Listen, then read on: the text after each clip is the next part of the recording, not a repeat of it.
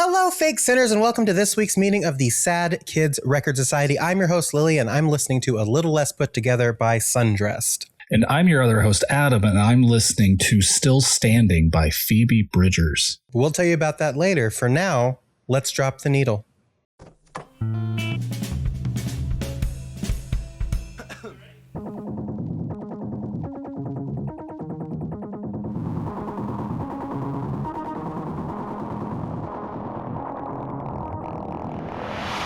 This is amazing. You are literally like my musical soulmate.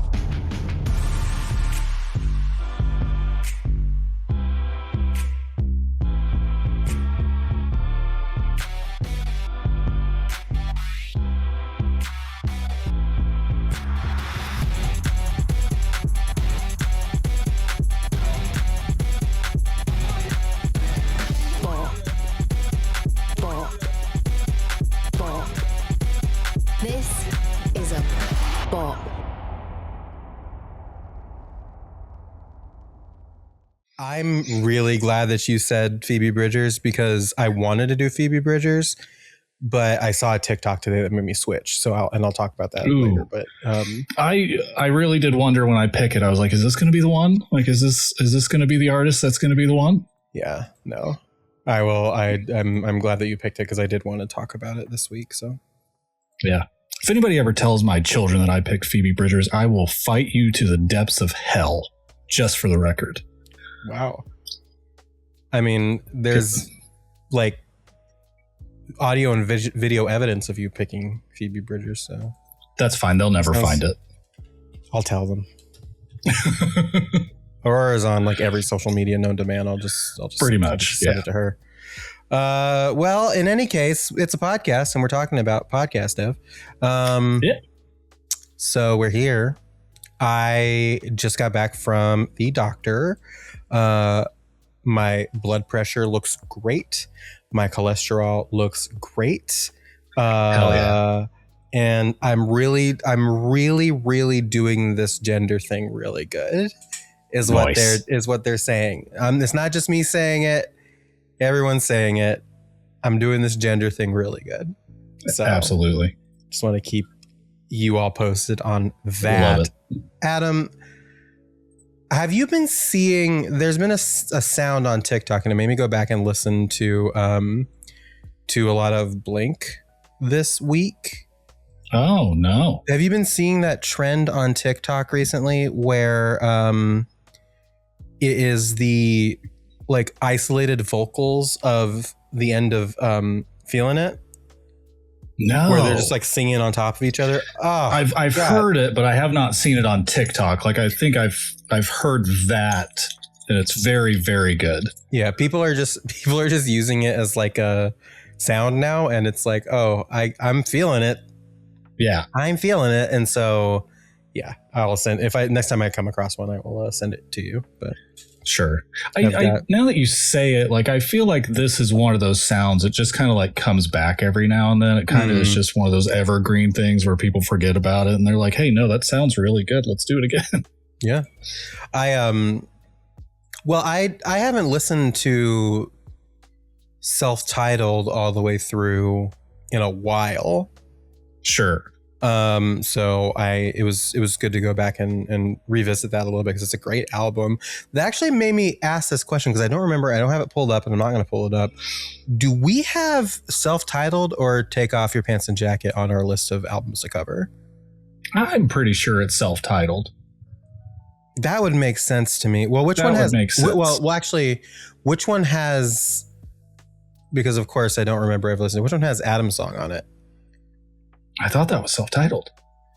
I don't think it is Self-Titled. Now I need not remembering and talking about it. Yeah, well, now I absolutely need to go look because now I'm very confused because I'm like pretty stoked on Self-Titled right now. Not that I'm like objecting to Take Off Your Pants and Jacket, but it's like if we're doing Enema of the State.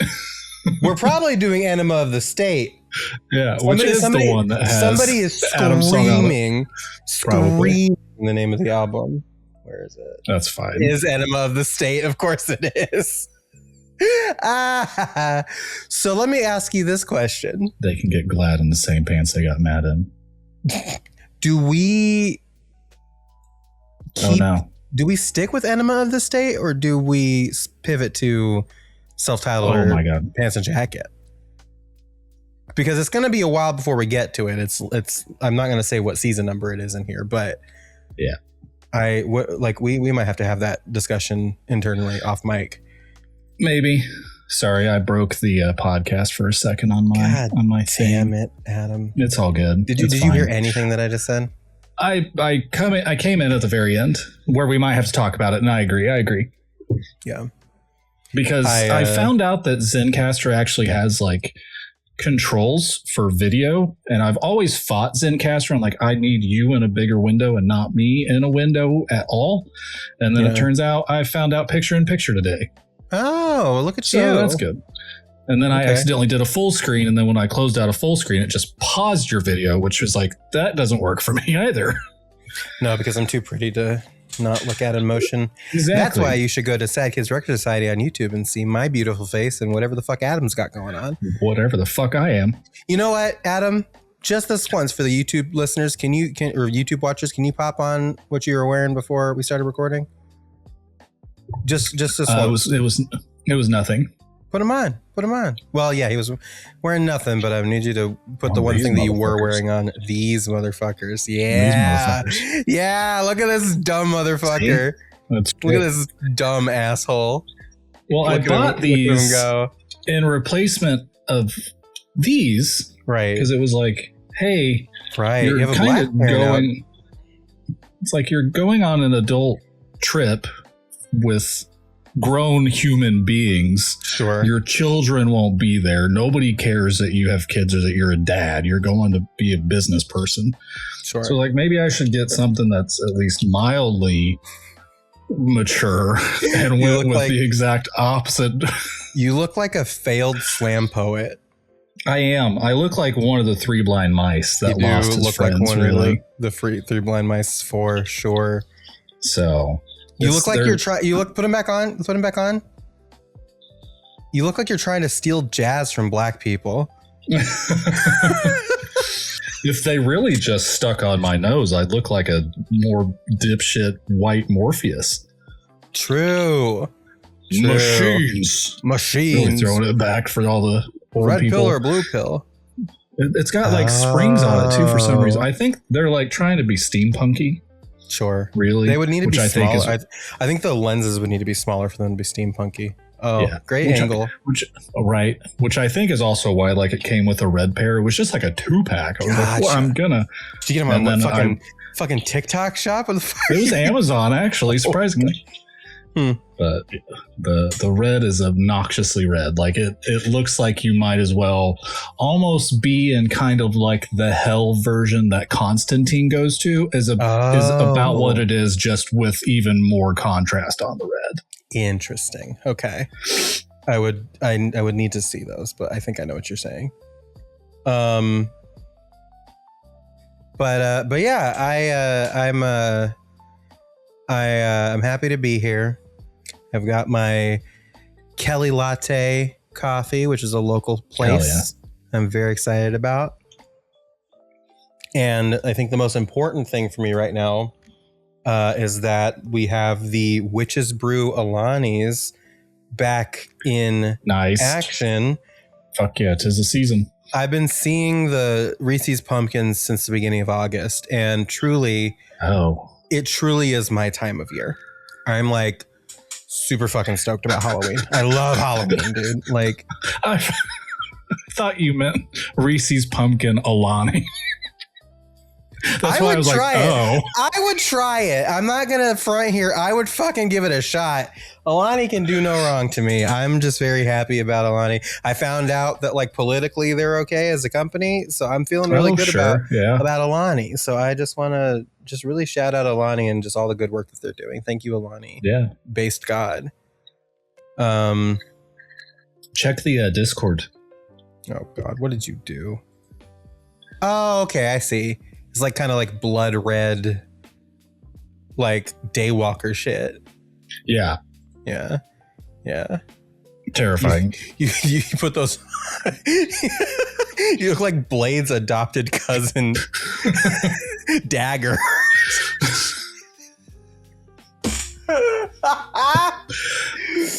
Do you have anything specific that you want to talk about in this here intro section, or should we go on? I should probably address it at least so the listeners know what happened. Oh yeah. You probably fucking should. Yeah, I probably should. I don't care to talk about it. Well, let me really. Was it about the announcement, the thing that I did last week, or is it something different? Both. Okay. Yeah. I mean, it's together. Okay. Well, now I'm really confused. So you go ahead. I was going to say something, but you go right ahead. Same topic. I mean, I did go to California. It did throw off our schedule. Yes. Yes. You have to I address the elephant in the room. I don't want to bore everybody with what happened in California because it was very boring. I would say 70% of the time that I was there. Right. Sure. I've learned that Irvine is just corporate city. They have like one place to go to. It's the Irvine Spectrum. I was there literally every evening of my trip that I was in there. You should have gone to see Odyssey in 70mm, dude. It was front row seats. It was only front. Yeah. Oh, absolutely not. I know. Because I did look. Not in regular theater, not in IMAX, definitely not in 70mm IMAX. No. Are you fucking crazy? Why even sell those? I know. Because I think it was like a 6:45 showing and then like a 10 o'clock showing. And both were front row. Because it was like, if I really have to, I'll go suck it up and do a 10 o'clock. Like my time is already fucked up. It's 2 hours behind me. I don't even know what the concept of time is anymore while I'm there. Sure. So I was like, fuck it, I'll give it a go. But nope, I'm not shelling out $30 to sit in the front row of a California fucking IMAX. As cool I'm not as that showing any amount of money to sit in the front row of any fucking movie. No. I didn't mention this. I went to go see Hadestown for a third time before it left the theaters. I don't know if it's left yet or not, but I did see it for a third time. It is coming out. And mind you, it is out today on streaming. Shit. So if you didn't get to see it in the theaters, go catch it on streaming now as you're listening to this. Next week. Nice. Well, today is in like the listeners. It is next week. It's next week for us. It's today for the listeners, the 25th. You bubbly little bastards get to experience the same day that I might. Yeah. So you should go check that out. But the third time I saw it, I went to go see it with Chels. And Chels really liked it. But Chels bought the tickets for us and flipped it in her head. So so she thought we were sitting in the back row. We were sitting in the very front row. It wasn't too bad, except Hermes did look like Slender Man anytime he was on the screen because he looked so stretched out. But it was mostly okay. But that's funny. I wouldn't do that myself. So yeah. No, anyway, will not recommend. Continue your story about California. Yeah, so literally every night spent there. That's why I'm not going to dilly-dally on it. I ate one place that I've never eaten at before. That was a Brazilian steakhouse. I ate my fucking 2-week maximum in meat in probably 30 fucking minutes. I was miserable. I love a Brazilian steakhouse. Oh, it was good. It was great. So good. And they had the most attractive male at table bartender you could ever ask for. Long hair, braces, chiseled face, hilarious. I was like, this is worth being here for. Almost. The meat is fine, but the meat right there is also fine. It was great. So Thursday evening rolls around, and who else but to pop up for a little hangout session but Annie Blue 012. Hi Annie. And that was a great time. Did you have a fun time having dinner with Annie Blue? Did you have a fun time hanging out with them? Did you? Did. Yes. Me and Lotus are pissed at you. Not Annie. We're pissed at you. Right. Just me. Just you. As it should be. Annie's fine. Annie's safe. Annie's great. I mentioned this in my Annie's fine. Annie's perfect. Continue your fucking story about them, please. So, of course, we went to the only place that you can go in Irvine, the Irvine Spectrum. We walked around, got a little lost. Had to rely on a map maybe once or twice, probably just once. Does anybody have a map? We went to the Yard House. For anybody that's not accustomed with the Yard House, it's just a bar and grill, but has like 100 beers, which is perfect for a guy like me who I like beer. I like to drink beer. You're such a dude. Oh my God. Well, I like to experience beer. Should I put the glasses back on and re-say that statement? I like to try different beers. You know, I'm not a Miller guy. I want to drink good beers. So we ate at the Yard House on Monday. The beer that I had is the same beer that I recommended to Annie, called a Delirium Red. It was like fruity, tart, really good. Came out like a dark red. It was really good. So that's what I offered to Annie. And then I had 2 beers that I don't even recall what I had. We split nachos. Annie got an experience that I don't know how to eat like a human being. I had more nachos break either against my mouth or in my mouth than I had ever happened in the past. You are kind of an awkward eater. Yeah. I've seen it. I don't like eating in front of people. No. Well, remember we went to the fucking Frickers, or was it Frickers or was it Roosters? It doesn't matter. It's a chicken place in Ohio. And yeah, you're an awkward eater. A little bit. Yeah. It gets nasty. It's kind of feral. Maybe a little too savage for somebody that's like walking on 2 legs, I think, probably. Yeah, probably. Return to then, yeah, right. Just going back to my roots. Then we were done and they were like, well, what do you want to do now? Gratefully brought up that a local theater was doing Phantom of the Opera. Oh, okay. So not only did you hang out with Annie, you went to go see a musical with Annie? No. Okay. Only because of the time I was departing the next day, have airport anxiety, especially in new state. So no, and I didn't know how long it was going to take. So it's just like, no. What we did do instead was drive down to Laguna Beach. Okay. And that was amazing. I mean, just watching the sunset over mountains, which is obviously not an experience that you get in Kansas. I can eat at a lot of places in Irvine that I've eaten in Kansas City. I can't see mountains in Kansas City. We got to get we got to get you out here to visit because for sure. You want to see mountains? I got mountains fucking for you. Direct flights. They've got direct flights now. They do got direct flights. I got a fucking mountain that is also a volcano for you. Oh fuck yeah! I'll jump in it. Yeah, I know. Wesker like. Wesker like shut the fuck up. But Crazy. So we did that and it was amazing. We listened to basically Breach in its entirety between there and back.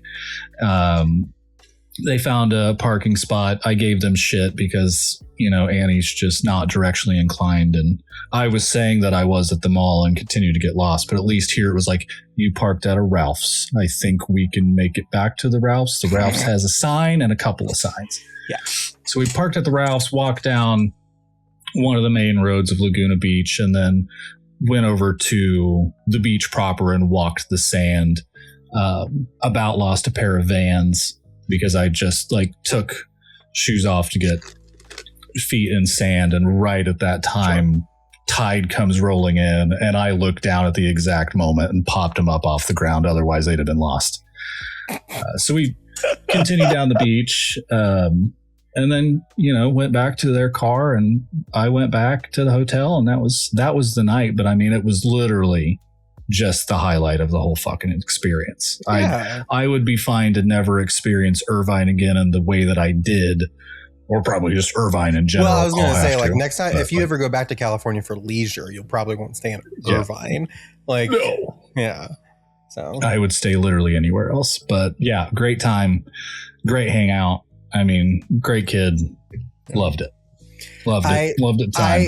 I just know, and I think there's going to be a moment if we ever get divorced. You're right. I feel like there will have to be a debate. I'm probably going to get Lotus in the divorce. I think so. But I'll also probably get Annie, but that's fine. Likely. You get to go be a sad bachelor somewhere. Yeah, that's okay. Bachelor, death of. Anyway. Yeah. I'm actually like in the running for a job that is remote, but has headquarters in California that I would be visiting quarterly. So that could be very good. We'll see. As long as it's not in Irvine, you'll at least have a good time. I actually don't know. I won't say. I'm going to look it up right now for my own edification, but if it is, I want you to mute it and tell me, because I would laugh my ass off if it's in the same place, because I know they do a lot of remote work. That would be fun. It's in Irvine. That's hilarious. Anyway, well, so you're a traitor, and I hate you, and Annie's perfect, and everything's fine. Exactly. That's the way that this should go. So there's no confusion. In the future, I'm addressing two topics at once here. Yes. I address the Annie half. I'm going to address the other half. So there's no future confusion a moron? Yes, we know. Yeah, that I talk like a dipshit on crack. I will be traveling again to the other side of the country the week of September 8th. I was going to leave on September 7th. I learned I have that day off because Labor Day. I'm not traveling. To me, again, do not like flying. That's like work to me. So I should be compensated for my time appropriately. I'm salaried. It's fine. But I should be compensated appropriately. So I'll be gone for 4 days. And then I'll find out how much of a bitch karma really is, because I fly back on 9/11. So, God, if you really want me, you have to take at least 80 more people with me. I'm just telling you. Some Final Destination shit. Yeah. The only relief that I have from that is I'll be flying in the opposite direction of the towers. So sure. I think it will be. Sure. Well, Godspeed. Good luck. We'll figure out what the schedule means there. If we record on Labor Day and have an episode, or if we skip, regardless, I'll let you know. Sure. We'll let you know. I could have a whole even worse audio episode from my hotel, because I'm traveling there, at least for the moment, by myself. For the moment. Somebody else from work might go. We'd still have separate rooms. Gotcha. But I think if more people go, I'd probably take the time to enjoy Savannah. I'll dox it. It's Savannah, Georgia. I'm going to be there for 4 days. So if you find me, good luck. Is there such a thing as enjoying Savannah, Georgia? Supposedly, but I think that's probably just because it's a lot of Kansas people going to Savannah, Georgia. That's off a port. Sure. So, water, sand, historic downtown Branco Burr kind of shit right there, really. I would say hit up Alessio, but I think Savannah is like almost 4 hours away from where he's at. So yeah, I can't remember if it's north of Atlanta or didn't mean to say that. North of. It's like south. Atlanta is even bigger city than Savannah. That's true. Alessio is fine. That's true. Atlanta, it's like southeast on the coast. Like it's like way southeast. So of Atlanta. So, well, anyway, we'll see. Well, number one, sorry for missing a week. It's Adam's fault. Number two, I mean, I like you enough to say, hopefully you don't die. Right. I appreciate that. Yeah. But, until such time as we figure that out, should we go to the mail time section? Yes. Mail time.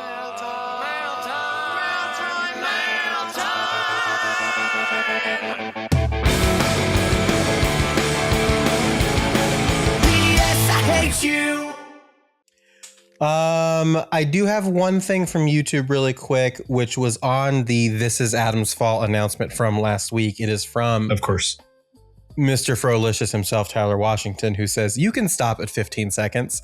And what happens at 15 seconds is me calling you a moron. And then, honestly, I agree. So thank you, Tyler. Thanks, Tyler. We do have an email from Boots on the Ground, Caitlin Taylor. It's Katie Slate. Who says, this is so odd because I definitely left a YouTube comment on last week's episode, but I checked and it disappeared. Oh no. You just ask Tyler what he's doing because he's leaving comments left and right. You got tubed. You got tubed. Better subscribe to YouTube Premium if you don't want to get tubed. Jesus.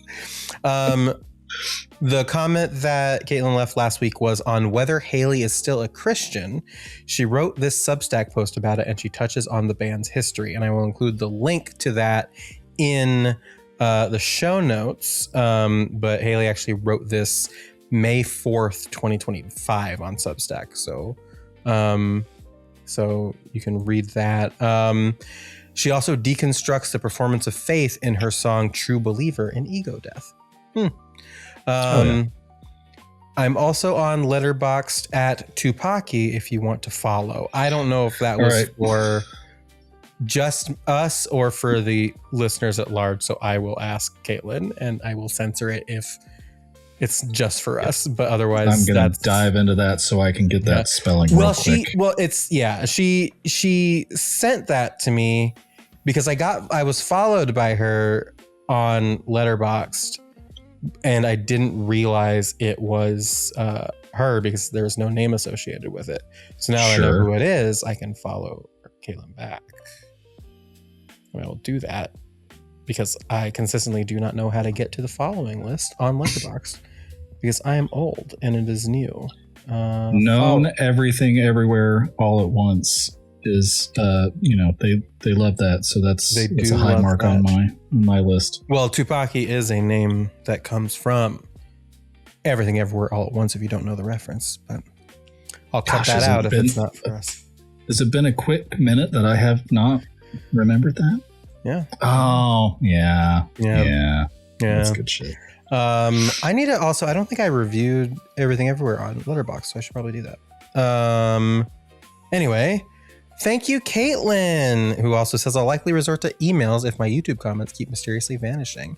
I have not seen any additional YouTube comments from Caitlin, so I will likely have to await emails. Recommend the email. Yeah. Which is allydiscopod@gmail.com, as always.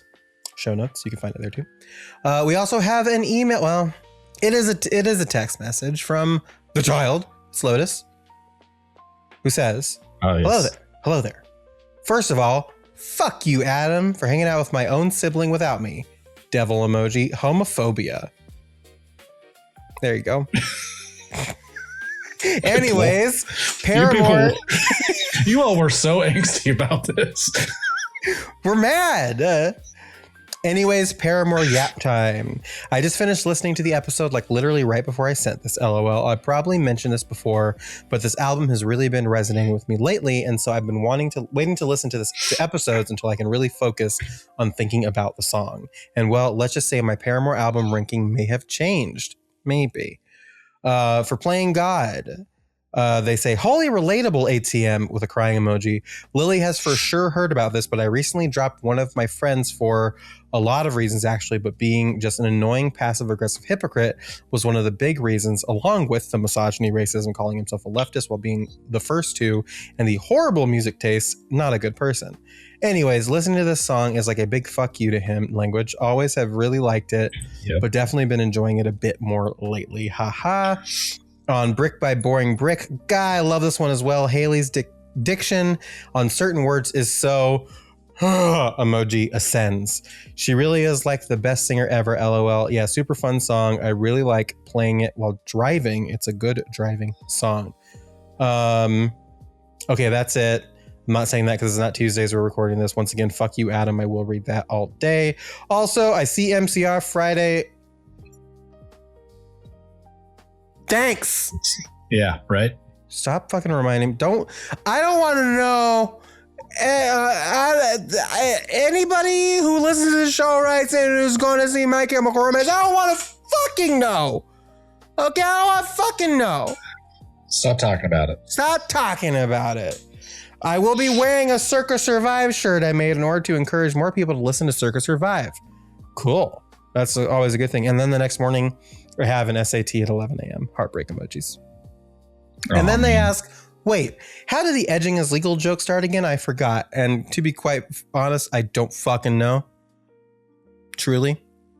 Were we talking? Isn't there like an edging Texas or an edge Texas? I think if that's not the origin of that stupid joke, I would be surprised. I would guess. I would have to assume, but I truly don't fucking know. So nobody could say. Who's to say? One of our history of this. One of our podcast historians can go back and figure that out. Because if you listen to this podcast and you never listen to the other podcast, we used to do a podcast called Adam and Lilli at the Disco. It's this exact feed. It just changed over, and you can go back and listen to old episodes of this podcast that we used to do about Panic at the Disco. It's the same format. It was just all about Panic at the Disco. And we did it for 3 years, unfortunately. And the joke when we rank songs and we have our ranking exactly the same place is that edging is legal. Otherwise, edging is illegal. Right. So I think really all that anybody would have to do is just go back to ranking a fever you can't sweat out. That would be probably get it within like the first 40, 30 minutes. Yeah, this one is not like a deep dive that you have to like there's only so many ranking episodes. That you'd seven, but like you'd probably more than, I guess. Way more than. There's at least fuck. There's we have at least 19 rankings because we have seven. We have seven for each. We have seven for each. My wife bought me a donut, and I'm very excited about it. Thank you. Hey, thank you. Love you. She just like opened the garage door and like held a bag up, and I was like, oh. Anyway, so yeah, because we have the 7 rankings for the Panic albums. We have 20 at least, because then we re-ranked Vices with the bonus tracks, I'm pretty sure. Yep. Or did we include them? I don't remember. There's whatever. I thought we did a second one. Yeah. Fuck. We did that special episode on Clancy. Yep. And then did we rank so far for Stardust, or we just talked about it? We ranked it, but we didn't really rank it. We just kind of talked about it. So much for Stardust, by the way. We had 10 episodes to rank all the Panic songs, and then we've had 1 My Chemical Romance ranking so far. So I'm pretty sure we have 19, maybe 20 at least. Jesus Christ, there could be more. We love ranking. Call us BuzzFeed the way we be ranking. Anyway, so you'd have to go back to like maybe like one of the first like 3 or 4 ranking episodes to figure out like where that came from, because I truly don't remember. But it's been years. It has literally been years. We have been doing this podcast for almost 4 years. Yeah, it's October will be 4 years we've been doing a podcast of this nature, and that is kind of crazy. I was reminded that Viva Las Vengeance came out 4 years ago. So that's kind of nasty. I don't was the inspiration for this podcast. That's kind of, I know we turned around on it, but it's a little nasty. We turned around on it kind of. I will say it was because we had literally this podcast exists because we had so many big feelings about that fucking last album that we had to do a podcast about it. So, just whatever. But anyway, thank you all thank you, Lotus, thank you, Caitlin, thank you, Tyler, especially.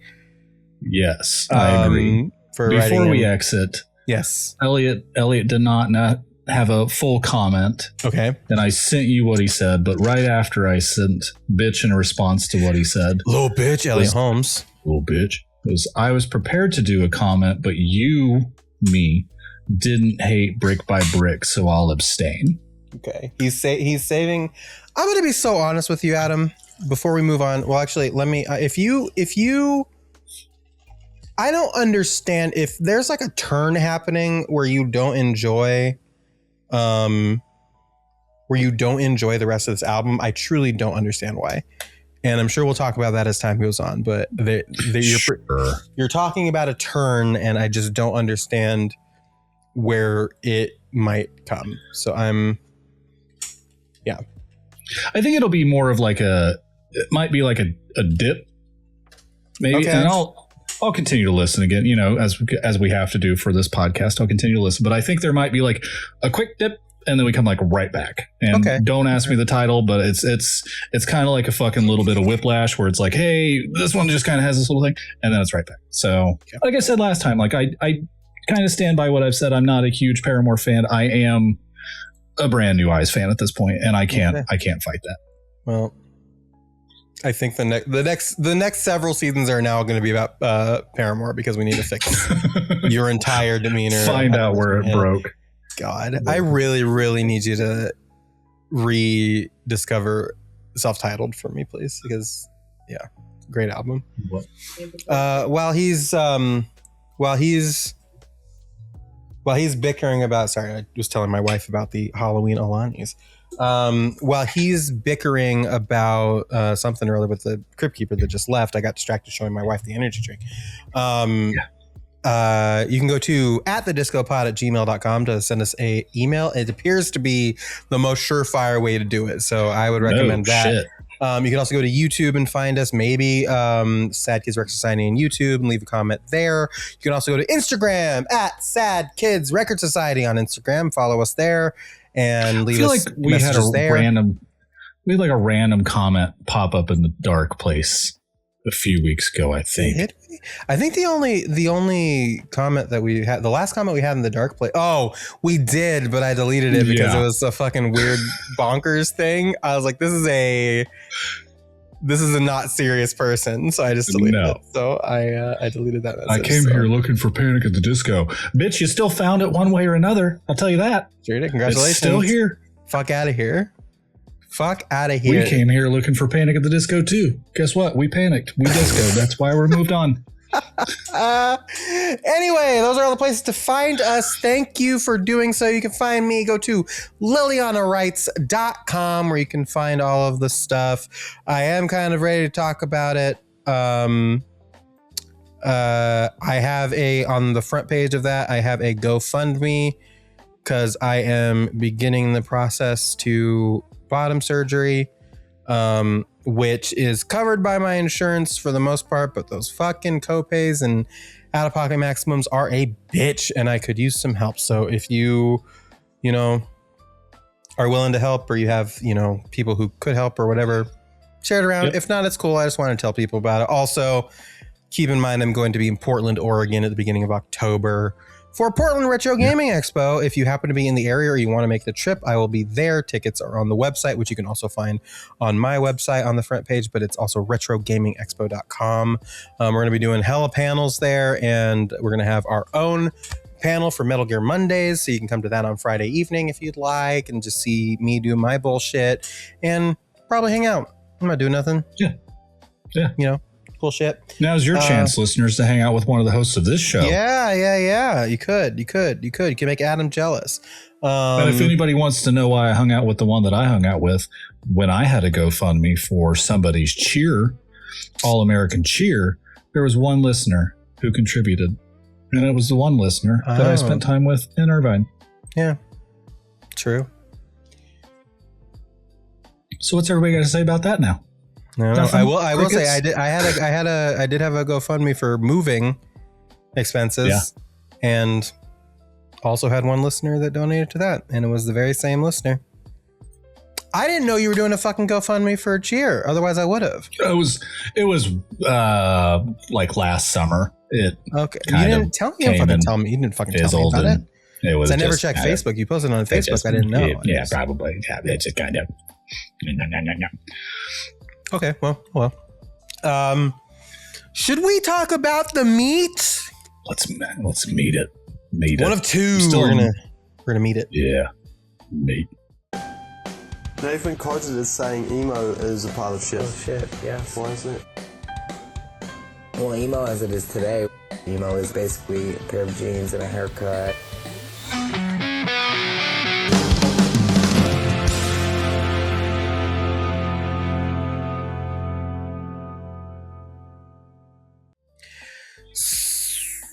So the first of two. So what are you laughing at? all build and then just fizzle. Fairy Just dust. a fizzle. I was gonna cut it, but now I have to keep it as comedy. It's too good. The first of two songs we're going to be doing today is Turn It Off by Paramore. I forgot the name of the band for a second. My brain turned off, actually. It's very funny. I believe the band name is self-titled. Yes, yeah, totally. So Turn It Off serves as a continuation of Playing God. There's not a Wikipedia article for this, one of the first that doesn't have one, so we're reading off of the Genius things. The song continues with Haley's critiques of her church, even though she strongly believes in God at the time. There's a lot going on. Read that article on Substack. She sometimes finds it hard to stay right on track with the ideals of her church. Haley Williams explained Turn It Off to Kerrang on May 9th, 2009. Everyone knows what we believe in and our personal choice to believe in Jesus. It's a struggle in the real world to do that. Sometimes you want to give up. Some of the things we've been through, things I've been through personally in the last few years, I felt it would be easier to not have faith in anything and see myself as alone and work at it that way. It sounds like a good idea, and I don't think it's anything anyone gets over. I also think it's a hopeful lyric too. If you find yourself at the bottom, the only way you have is to look up. It can't get any worse if you're at the bottom. On the track-by-track description of Brand New Eyes for AP, Haley Williams explained, I wrote all the verses with no melody on the tour with, we did last spring with the Jew band, Jimmy Eat World. It doesn't say that, but I cannot get over. I still can't get over the JEW thing. We did last spring with Jimmy Eat World. I apologize for that joke. That was not in good taste. We were going through so much as a band, a lot of negative vibes. I felt hopeless and even faithless a lot of the time. Funny, it had to be on a tour with some of our heroes. Nearly a year later, we're at our practice space and the guys are jamming this song. I just started singing these lyrics, reading them right out from my phone and making up the melodies as we went along. It worked. I memorized the chord progression and went home to write the chorus with my guitar in hand. Does anyone beside me think the last line of the chorus sounds like when I hit the bottle? Well, it's not, okay? Nice. The deluxe edition of Brand New Eyes included a handwritten lyrics notebook explaining her thought processes in writing the songs. Regarding Turn It Off, she wrote, in accordance with Playing God, this song is the emotional result. How I feel when I think about the stupidity displayed by so-called Christians, and it seems that people who don't fall back on faith have life figured out. Or at least it works fairly smoothly on the surface. Let me be clear here. I got my issues with faith. I'm not a religious person at all. They don't have things figured out either. No. Worth noting. Nobody really does. Yeah. What I found is there is a beauty in the figuring it out. I hope I never have life figured out for myself. I want to be in a constant state of learning and growing, and I hope God can always show me from the bottom there are more ways to look up. And lastly, in her diary site thing, she wrote, in accordance with Playing God, this song is the emotional result. We read this part. So Christians seem that people who don't fall back on faith, they figure it out. Blah, blah, blah. Oh, this is just it's literally just everything we read, just in one condensed sentence. So never. Hell mind. yeah. Never fucking mind. Funny enough, real quick, Aurora's at college, right? Yeah, that was one thing we didn't talk about. You dropped the girl off of college. Yeah, and then he immediately fucked off to California. That was fucking weird timing. But, now the semester's in full swing and has started, and she's dorming, and then they had a club night, to see what all the clubs around the college are. And, of course, being Kansas, there are several Christian clubs. And she was going with another cheerleader or two, walking around from place to place, and apparently avoided all of the Christian clubs, evidently enough evidently enough where one of the girls that she was with was like, do you not believe in God? And because she was, I will blank this out. Where is she going to school? Oh, okay. Yeah. But apparently avoiding them evidently enough where the girl told Aurora that she might as well have looked like she was afraid to even talk to them. Great. Just vehemently denying any amount of attention at all.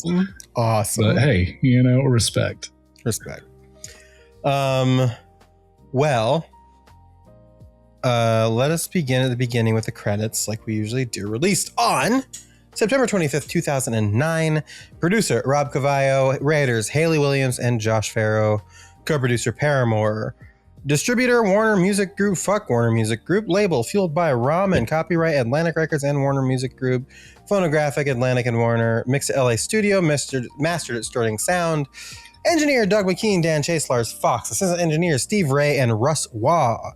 Background vocals Josh Farrow. Keyboards Jamie Muhobarak. Vocals Hayley Williams. Guitar Josh Farrow and Taylor York. Bass Jeremy Davis. Mixing engineer Chris Lord. Algie,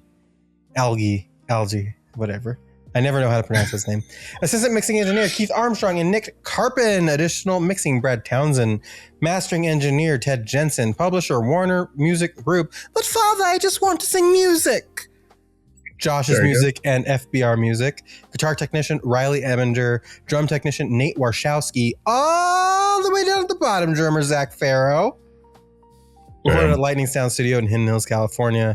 We have a live performance, Turn It Off by Paramore, linked on the Genius, and no covers, but we do have a translation. Polish. I did like the way you said Russ Waugh. It kind of had a real shaggy kind of. Well,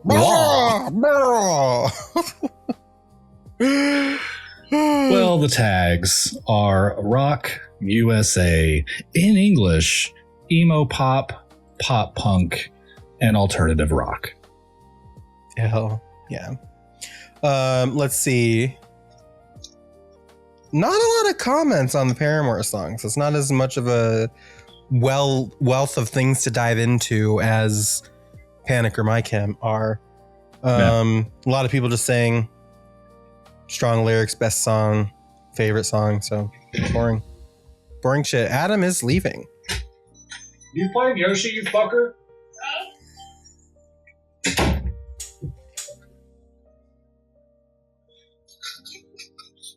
My bad. I got this game from the library to experience together. Are you playing Yoshi, you fucker?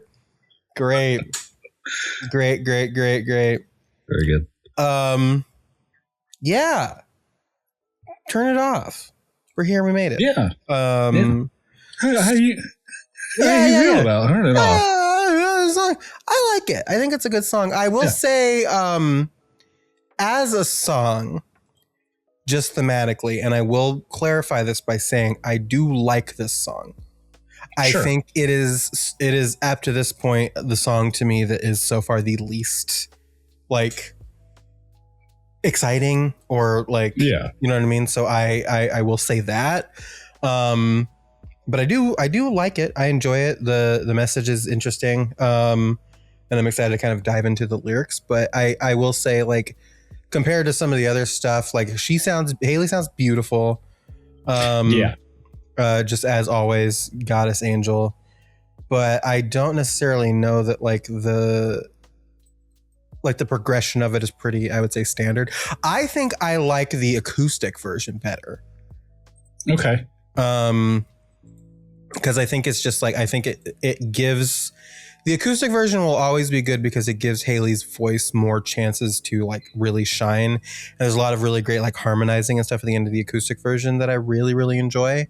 Nice. And so I think that stripping it down makes it more remarkable for me because it really allows Hayley's voice to like come out. But I think as far as like the instrumentation and stuff, it's like, it's fine. It's not bad. Yeah. Yeah, I think it's a fine song. I mean, I'm not going to say it's great. I do respect kind of the subdued nature of it. Yeah, it's nice. It's a little nice. It's subdued, especially after something like Brick by Boring Brick or something. It's yeah. Like even when it pops off, it's still just kind of like, let's relax a little bit. Let's get our point across. Let's just kind of chill about it. it's remarkably one that's not, it's not like angry, but still fairly pointed. You know, it's like that. It's kind of the calm after the storm kind of a situation going on here. Yeah, agreed.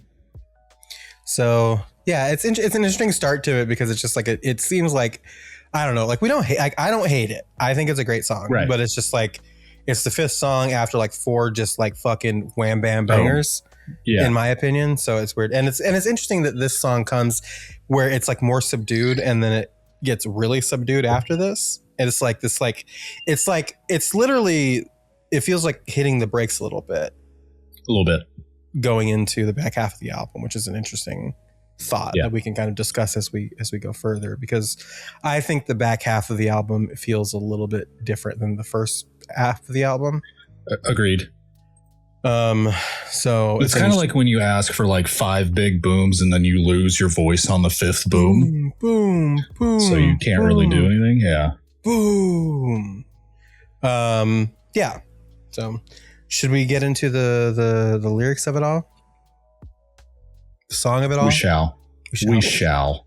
So it starts out, and again, I think like the intro of it is very like, I like the into the drum into the guitar a lot, but I think it's just like this. It's just like it's like an easy riff to kind of get you into the first verse, and then it slows down, and it's just her kind of like going for it.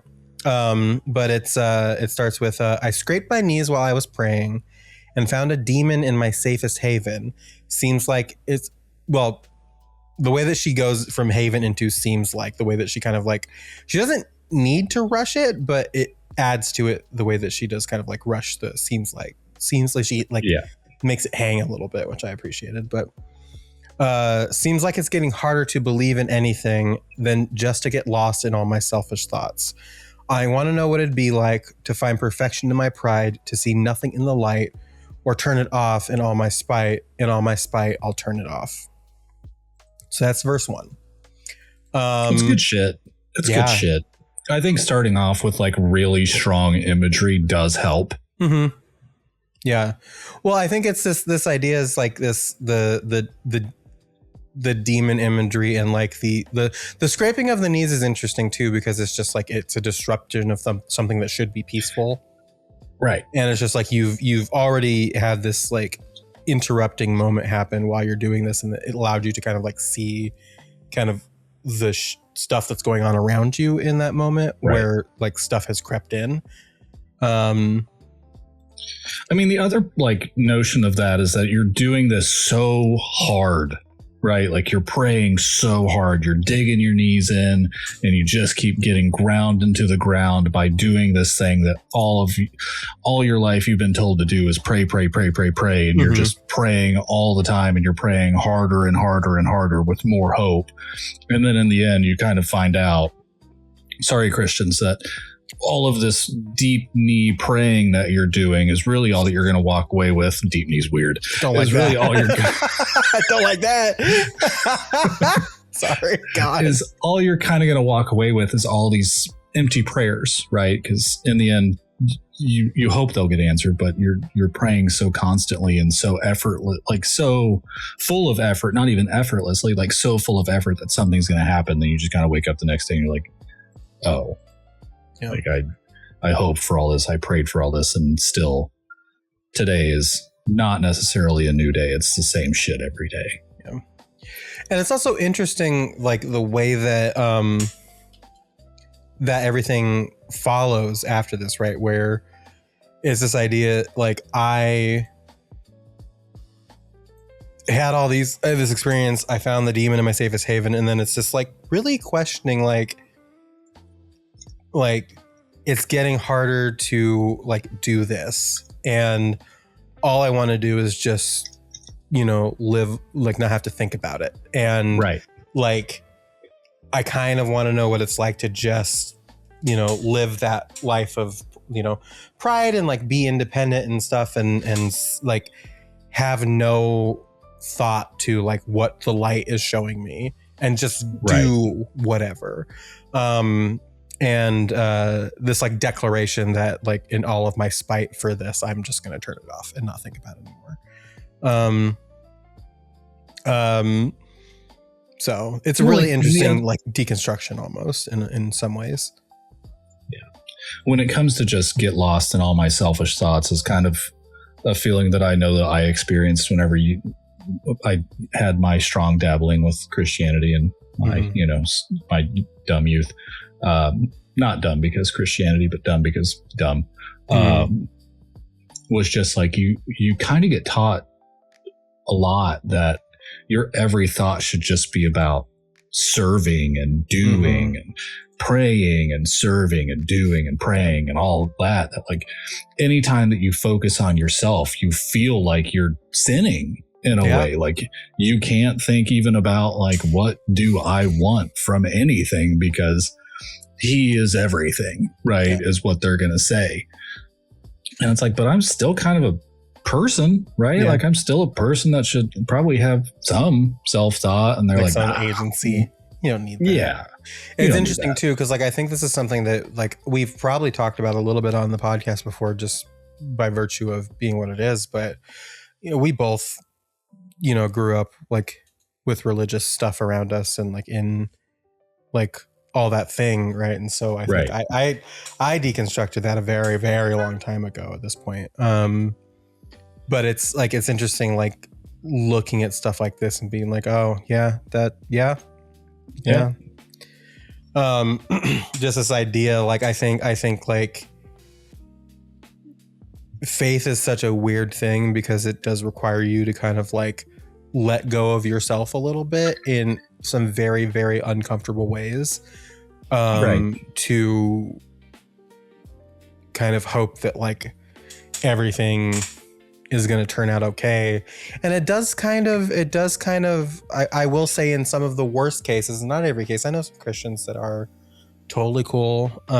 Sure. I don't necessarily, here's my thing with faith and with Christianity and like all religions really. I don't necessarily think the idea of having faith and being religious is bad necessarily. I think that organized religion that actively ignores the tenets of what the faith is a cult. Yeah. And I think it's extremely problematic. And I like, as a kid, like I've read the entire Bible, like as part of like schools and like retreats and all these other things when I was younger. Yeah. And like I've seen it and I've read it, and it's so interesting. Like as parables and as books, it's not like they're not like bad stories, but it's like people take it and twist it and ignore it to fit some type of bubble, and that's the shit that's bad. Right. Like Jesus would hate these people. You know what I mean? Yeah. Like kind of shit like that. But it does, and I get what she's saying in this first verse. Like it is like you are giving up so much agency to then buy into this idea of faith and a higher power that is organizing everything. And man, wouldn't it just be great to be able to just do, without having to think about like some guiding hand moving you through life. And I think like I get where that's coming from for sure. I read the old Bible. I read the Old Testament. Mm-hmm. And it's not that I wasn't like a New Testament guy, but kind of Old Testament was like, I think I've probably had enough, because I've had enough osmosis through everything else that it's like, I kind of wish that they would have just gone back a little farther and done a little bit more of that. Not that it's always great, right? But it, especially depending on what kind of church you go to, like Southern Baptist, which is strange to say for Kansas, but like Southern Baptist is probably not the best way to try and indoctrinate your kids, because it's just sometimes the most vile shit that you can find. Like it's hard to say that it's not evil in its own right, but like it is incredibly vile to your personhood, your self-image, your kind of being outside of the church. Yeah. And it's kind of like that with like all brands to a certain point, but it's just like, some are worse than others. But and being in like fucking Tennessee, like it would have been like kind of the worst kind for her too, and for all them. Yeah. So anyway, all that being said, we move on to the chorus, which I love this chorus. This is a really, really great chorus, I think. And the way that she sings, like yells it almost, is just so good. But she goes, and the worst part is, and she like goes up. Yeah. Oh God, I really, really love this chorus, God. She goes, and the worst part is, before it gets any better, we're headed for a cliff. And in the free fall, I will realize I'm better off when I hit the bottom. Pretty straightforward, but it's a really kind of powerful illustration of like what's happening here. Right. Like this whole thing, like before it gets any better, we're headed for a cliff. It's that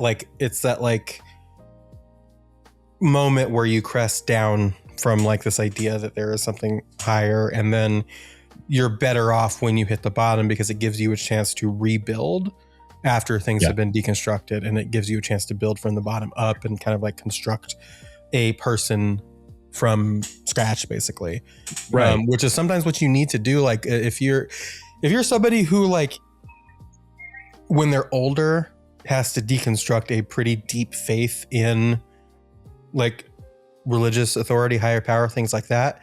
Like it is almost like rebuilding yourself from scratch in a way, because your system of existing is so tied into being connected to your faith. And so when you do deconstruct and you have to look at what life is like without the faith, it is very much like a from bottom up type of experience. Yeah. So I'm kind of glad that I uncoupled young. Otherwise I'd probably equate it to, the Matrix.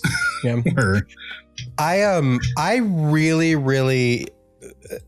I'll recommend this. Rhett and Link. And if you don't know who Rhett and Link is, what the fuck are you doing? But Rhett and Link used to be very religious, and both of them have deconstructed since, and they do talk about it. And it's really interesting to hear their stories about like deconstruction and like where, like what happened to them and how they got to that point. So definitely seek that out.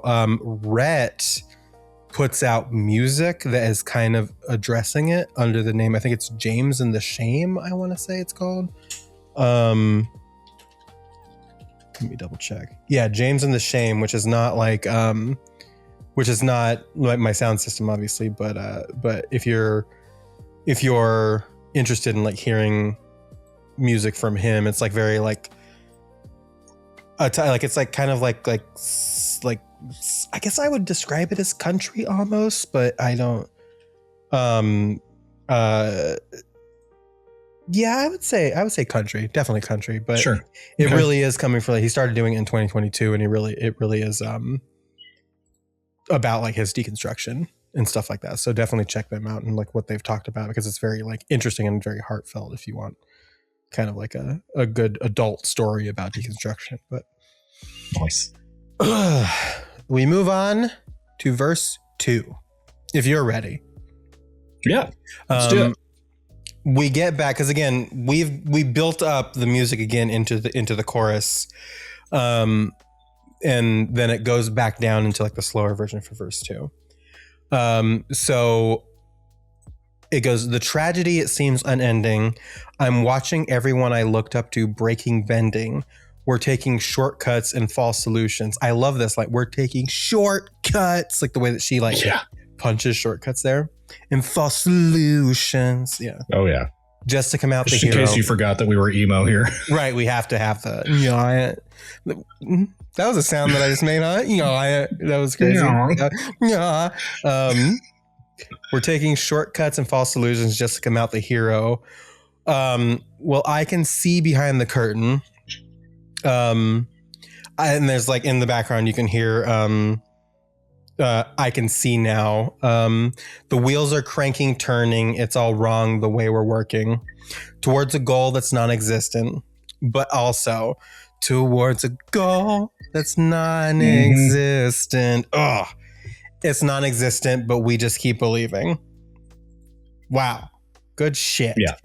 This is I think what I've kind of like missed a little bit in the first part of the song is the playfulness with how she says stuff and sings stuff. Sure. Because you get it a little bit in verse 1, and obviously the chorus is really good, but like the short cuts and false solution, like, and the way that she like does like the lilt and the twists with her words, I think is what I miss a lot in songs like this. But I like this verse a lot, especially the first half, because it does kind of highlight the thing that happens to a lot of people. And what we talked about too, about like twisting the words and like doing things for your own agendas and stuff like that, where right.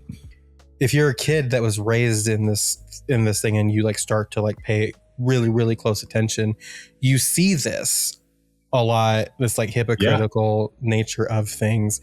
And you see these people that taught you these things that you looked up to kind of like doing that stuff and taking the shortcuts and like doing all the weird stuff to twist the words just to look better in the end and to look superior and to look good. And it's like, it can be a really, really defeating place to be if that's where you have sort of been your whole life. So yeah, it's really interesting. Because then go ahead. Like really quickly, I think what really helped me like uncouple from the whole situation, like I had already kind of pulled myself out of the greater investment that I had, but what really made me pull out completely was when my mother realized and just verbally said out loud how hypocritical people have been to her situations, you know, married kids out of, you know, kids that are from previous marriages, multiple marriages, things like that. And how, you know, divorce is all this and remarrying is all this, especially with like, and then saw people in the church do the same, but like still kind of golf at her. And it's like sooner or later, she kind of got tired of it, thankfully, and kind of came to her own senses where it was like, this isn't the place for me. And she uncoupled herself from the church for a long time, but my mom is incredibly faith-based and has now returned to a new church in Texas that it sounds like is better to her at least. But it was like definitely where we were at that time was like, okay, you have this realization, which means that I wasn't the only one kind of feeling it. I'm not pulling out of youth angst. You as the adult at that time is like, yep, nope. If you're saying it, then I'm right. And I'm kind of doing what's best for me as well. Yeah. And I will say too, like, I think that like there are churches, like I'm like, again, there are churches that are like not bad, right? Where they do actually, like, preach the right message and they treat all people the way that people should be treated and stuff like that. Yes. So I think it's, if you're religious and you find one of those, like hang on to that because like, oh my God. But it's one of those things where it's just like, especially if you're in a situation where you can like, where you're being treated a certain way because of like your circumstance. And I will say one of the tenets of the church that I always heard when I was growing up is like, which I did not see followed generally, is this idea that you can come as you are and you will be welcome. Yeah. And that's not always the case. And that was actually the thing that got me with like when I was younger, trying to figure out decoupling and deconstructing like where I was and with my faith and everything, is that I didn't understand come as you are. Sure. Because like, I mean, I did, like as a concept, of course I did, but like I didn't understand how people could say that and then like not practice it. I still remember like one of the things that I hated about church was getting dressed up. You know what I mean? And I think a lot of it too is like, I can look back at it now and be like, I didn't like wearing button down shirts and ties and like boy clothes. Like that was, and I look at that now and be like, hey, I don't like that. But I hated doing it, but I always did it. And then sometimes you would go to church and like the first Sunday was like you could wear like jeans and that was like a big deal, right? But like you come on like third Sunday and some dude would be wearing like a t-shirt and jeans and like fucking Tim's or something. Just like right, yeah, random stuff. yeah. Because I grew up in like Baptist church, like Black Baptist, like gospel churches and stuff like that. And it was like this person was there. They were respectful. They were there to like worship and be there. But then you would hear like people be like, how could you come to church dressed like that? And how could you like do this and blah, blah, blah. And I was like, but like, you're supposed to come as you are, right? Like wouldn't right. God be happy that he's even here to do it, right? Yeah. And to do it so respectfully and intently. I don't know that God really cares that you're wearing a baggy t-shirt in Tim's. Like, I don't like, but that was kind of like the first thing for me that was like, oh fuck, like this is not great. Like I'm not a fan of this. So yeah, no. But yes, so but that also then turns into the second part of this verse, which is, I can see behind the curtain all these things, like the way that, the way that we're working and like the goal, like this goal that we're trying to get to, whatever, everlasting, whatever, we keep believing in it, even though it doesn't exist. And that's this, like, again, this really, really complex idea that comes with deconstruction. It's a very Wizard of Oz kind of phrasing too. Yeah. Really. And that feels intentional too. Yeah. So we do that verse. We get the chorus again. Yep. And then we get to the bridge. I will say too with the chorus, like she is fucking hitting that worst part is for the second chorus. Like she is going a little ham. Well, I think is it the second one or is the last one? She's going a little crazy. I think she starts it in the second, but third definitely. Yeah, definitely the third. Well, we get to the bridge. I'm trying to get to them. It slows down here, and you get this her singing very softly at the bridge. I want to know what it'd be like to find perfection in my pride, to see nothing in the light, which is again this trip back to what we had the first verse. Sorry, my brain turned off again. But depression and turn it off in spite of in all my spite, I'll turn it off. Just turn it off. And it kind of slows down here. And then you get this like really pretty good breakdown where everything cuts out after she says turn it off. And then this kind of like guitar breakdown with the drums and everything comes in really hard. And she starts wailing again. Oh, yeah. Woof. And this is kind of when it starts getting really intense in the chorus. But she's like wailing again. I don't even want to try and do it because it's just like, it's just, whoa, dude. It's wild. And then after this, it cuts like back into the chorus, and she's fucking hitting that chorus like, oh yeah, and like really fucking screaming it. And she sings, like she freed herself, really. I mean, it does like really feel totally that way, doesn't it? It's like this like unshackling of everything. But it's like she hits the chorus twice here, and she hits the when I at the bottom. She holds it out a little bit, and then you kind of get this instrumental. The intro to Chasing Cars. But you kind of a little bit where it's just like this like really like gentle guitar and drums. There's no more singing. It's just like this like instrumental outro that goes on for about 20 seconds. And it doesn't really lead into Only Exception at all, but it's just like this little like little sting at the end that's just kind of like there is like a pleasant outro. Yeah. Which almost does signal to me too. It's like if you consider her fucking screaming this again and screaming these choruses, and that's her unshackling herself, and this is a powerful moment of her unshackling herself, like this like light outro does kind of feel like the beginning of a lighter person being built from the bottom almost. I could be reading too far into that because nobody's said anything about that, but that when you look at it from here in this perspective of like how powerful it is to completely recontextualize everything you believe in for the sake of that, like it does kind of feel like this like lightness kind of exiting the situation you were in. I actually think that talking about this song has made me appreciate it more. Sure. Because I think I've always heard it and kind of like took it as like the song that it was, but like, I don't know. I just don't think I've ever really thought about it in connection with like my own, realization and deconstruction and stuff, my uncoupling as a kid and things like that. So right. As a youth, I should say. So I feel like I appreciate it more now, having talked about it. Yeah. Yeah. Good song.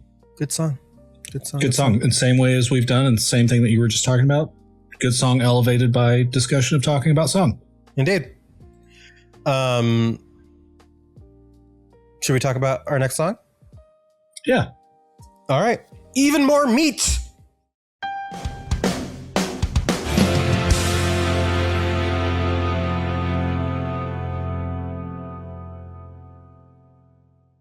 Adam. Oh. The only exception is a song by American rock band Paramore. It was released by Fueled by Ramen in February 2010 as the third single from the band's third studio album, Brand New Eyes. The song was written by... haunted me for years. Just haunted me. Just haunted really you? Haunted just you? Lived over me. Just Haunted. Did you know? Did you know that you like one Paramore song?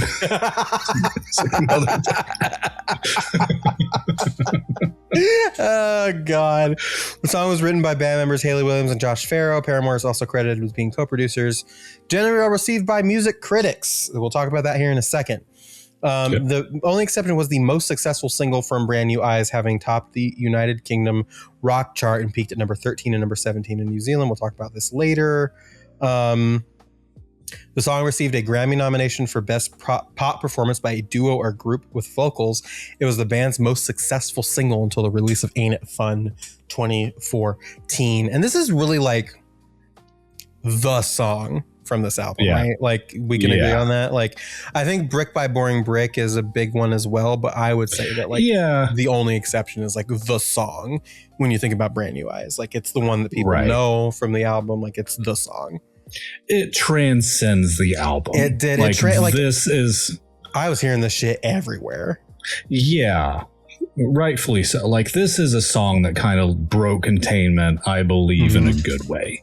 Yeah. This isn't necessarily something you'd hear at a Chili's, right? But you'd still hear it places. Yeah. Like this is like, and I mean this in not an insulting way. This is a grocery store song. Yeah. Like you'd hear this at a Target. You'd hear this at a Home Goods, Right. Yeah. It's like mainstream kind of in spite of itself a little bit. I'm realizing something very unrelated to the song, but related to Home Goods. I'm realizing like when I go to somewhere like Home Goods, I am so like laser focused on the stuff at Home Goods. Sure. I have lost. Okay. Tell me if you agree with this. I hate the fucking term male socialization, right? But they bring that up a lot. Yeah. When it comes to like being trans and all this other stuff. But one thing that I will say is something that I was taught when I was a youth, way before I came out and all this other stuff, and even had the critical thought to think about my gender and stuff. I was taught that women like to browse, men like to go straight for the thing and bounce. And I think you're muted. I moved my mic down a little bit and thumbed the button. I moved my mouth away from the mic to breathe in. But you'd agree. Right. You'd agree with that, right? And would you say that philosophically you are very much like, I got to go in. I'm here for something. I'm going to go get the something and I'm going to leave. Yep. Yeah. I used to be that way too. I'm going to be so real. I came out and I was on estrogen for like a month. And I'm just like, I have lost that instinct completely. So like I'm in there. I'm in the Home Goods. I'm browsing. I'm looking at shit that I'm never going to need. Like I'm in the kitchen section. I'm in the couches section. I'm looking at fucking mirrors all the time. I've got a mirror, but I'm looking at mirrors, like all this other shit. And if I'm in like a grocery store, in out. Yeah. If I'm in anything that's not a grocery store, like a At Home or a Home Goods, like I'm going to do the same. I need to see what you have that I'm never going to buy, but it's definitely a thing that does affect men, the male population. Yeah. Yeah. But I like, even in a grocery store, man, like I'm like, ooh, I wonder what new products they have in the fucking this aisle or like all this other stuff. So it's just like, I am just so completely like gone for that. So the reason why is like grocery stores are a little bit different because like grocery stores are built in a way and situated in a way where you do kind of are meant to hear the radio and stuff for the ads and things like that. I am so like locked in on the process when I'm at a Home Goods. I don't know if Home Goods plays music. Oh, that'd be fucked up. But yeah, I don't think I've ever. I'm sure they must, but I just have never thought probably about like it. Very, very low elevator Probably music. just like, well, I don't even know about they might play normal music just lower because they don't have to worry about like announcing for sales and shit. I'm just so locked in the process. I've never really thought about it. And they could do, but I just don't know. Anyway, all of that to make fun of men and talk about Home Goods. Anyway, all that to say, song broke containment. Very good. The only exception was released the third single from the band's 2009 studio album, Brand New Eyes. Described as soft rock and folk rock, it was noted by music critics that Paramore, who usually write and record darker material, mainly of the alternative genre, had musically gone in a different direction, with the only exception. Rolling Stone described the song as a subtle, well, we're getting into critical reception now, but that's okay. Described the song as a subtle Radiohead-esque ballad. Oh, interesting. I don't know if I say Radiohead, but I don't think so. The song's lyrics pertain to the protagonist not believing that love exists and trying to live without it, mainly to avoid rejection, but eventually realizing that it does exist, describing the person as being their only exception. Many fans believe that the song was written as an ode to Chad Gilbert from New Found Glory. Williams has declined to comment directly on the issue, merely saying, read a couple blogs and you'll figure it out. It's not Jew anymore now, it's Neff. Nope, Nefg. Not Nefga. No, not the Nefga. Other themes include trying to pursue a relationship as well as trying to make a relationship last, which can be seen in the lyrics. I know you're leaving in the morning when you wake up. Leave me with some kind of proof it's not a dream. The single is written in the time signature of 6/8 and in the key of B major. In 2024, Williams admitted that she was uncomfortable performing the song after her divorce with Gilbert in 2017. However, her mind was changed during Paramore's 2024 run as the supporting act on Taylor Swift's The Eras tour, after her vocal coach persuaded her to look at her partner and bandmate Taylor York while on stage performing the song. Williams said the following: I felt so stupid doing that at first. I felt stupid having this pure expression of adoration and tapping into the hopefulness I had as a 19-year-old. This tour completely changed my relationship with that song, though. Now when I sing it, I feel happy. Cute. Yeah. Well. Kind of weird. Yeah.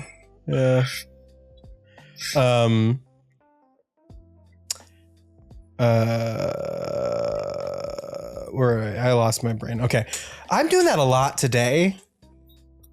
Lost my brain. It's because they took my blood at the doctor, and that's why I'm going to blame that.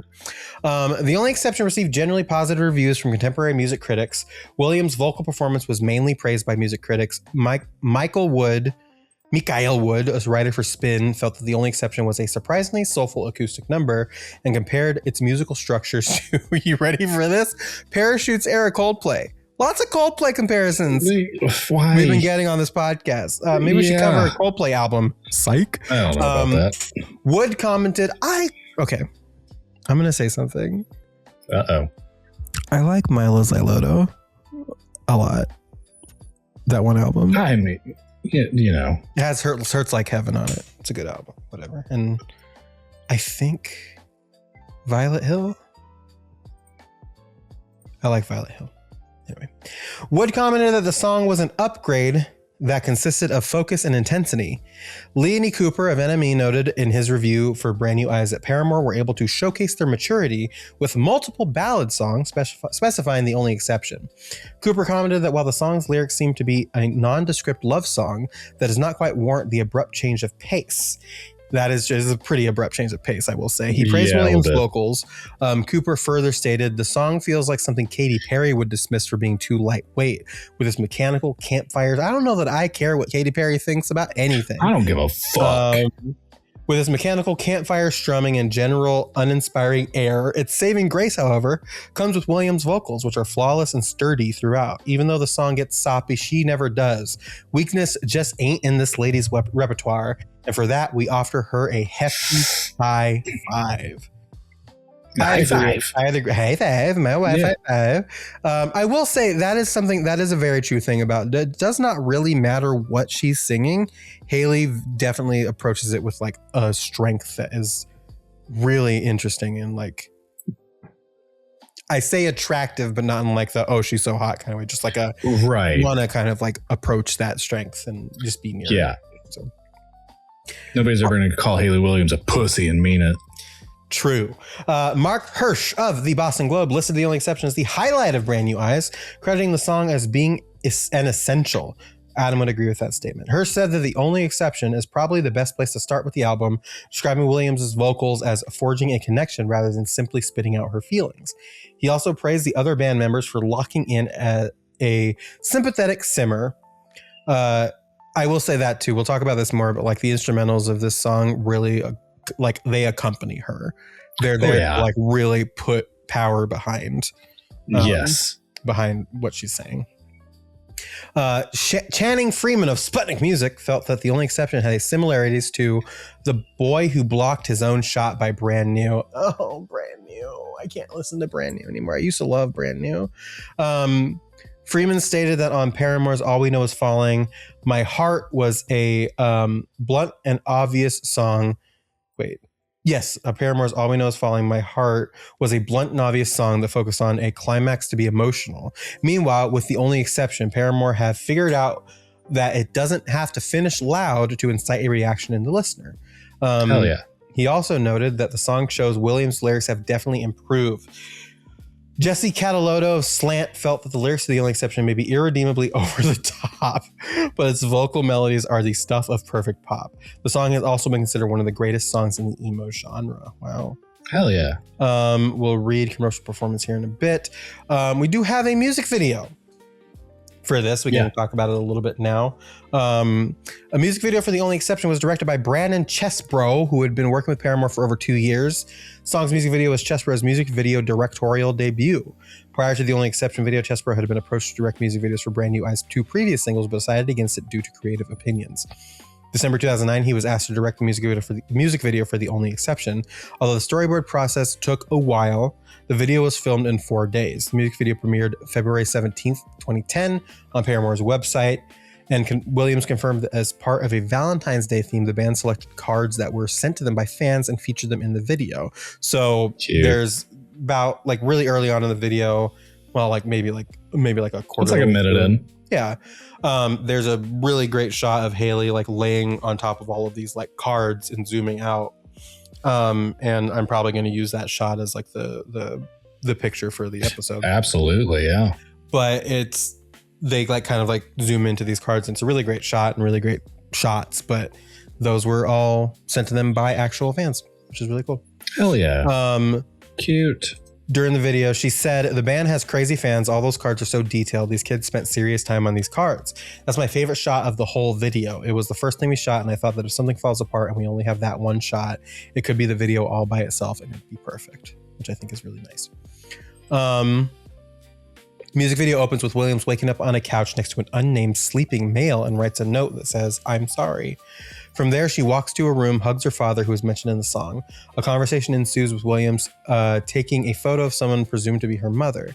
Video continues with Williams in her room staring at the photo on a mirror, singing about how love does not exist.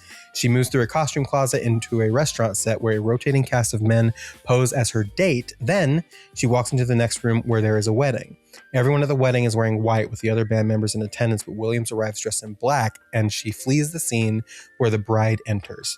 During the course of the song, the clip cuts to the scenes where Williams is lying down on a giant pile of Valentine-themed cards. Throughout the video, clips of Williams singing with the rest of Paramore dimly lit in the background are shown.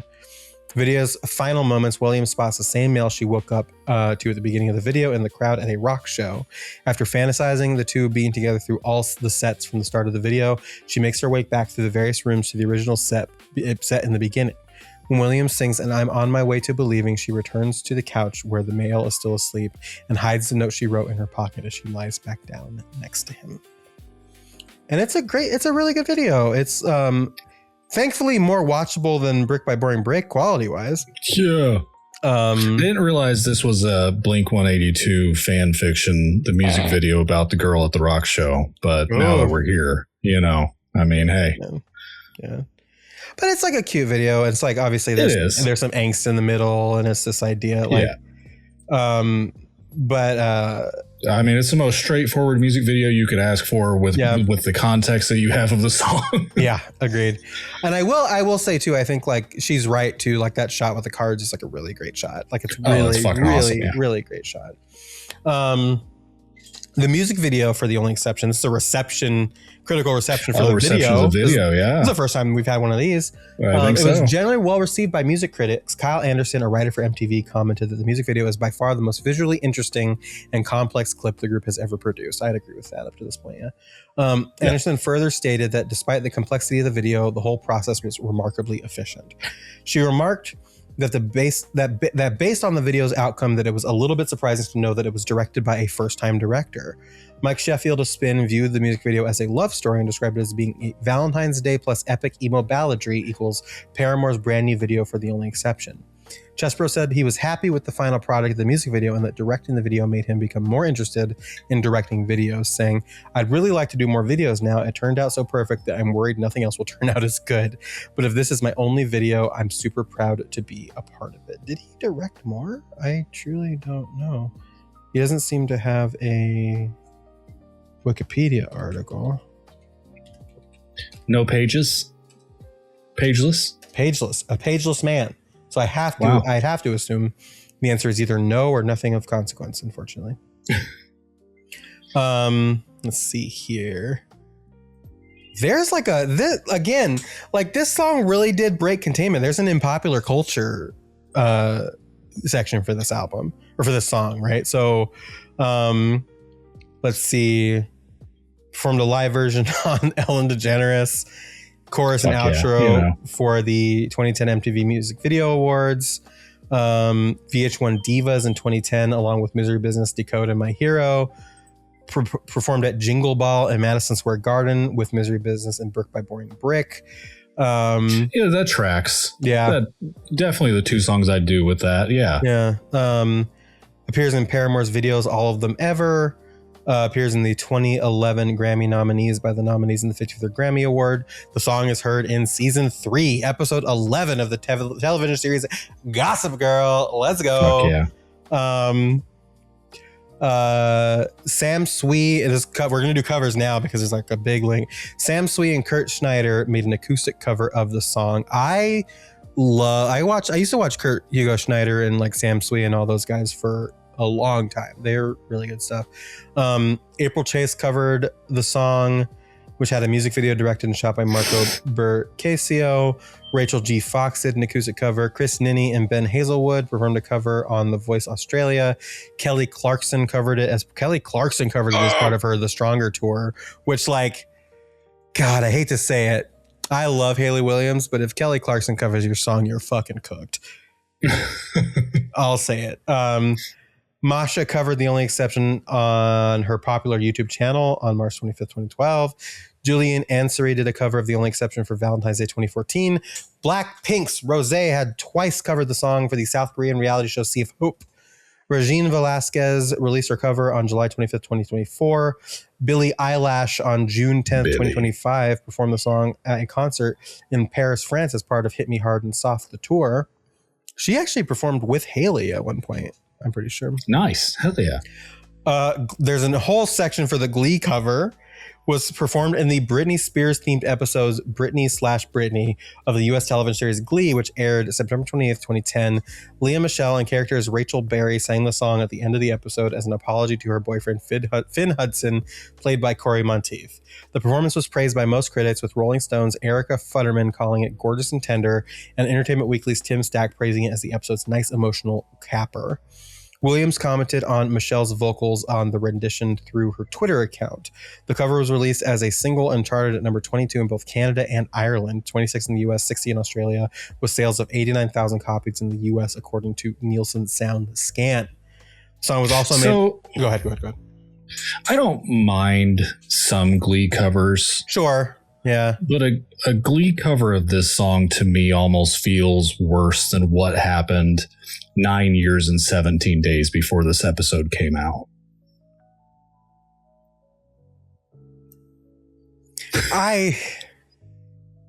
Shut the fuck up.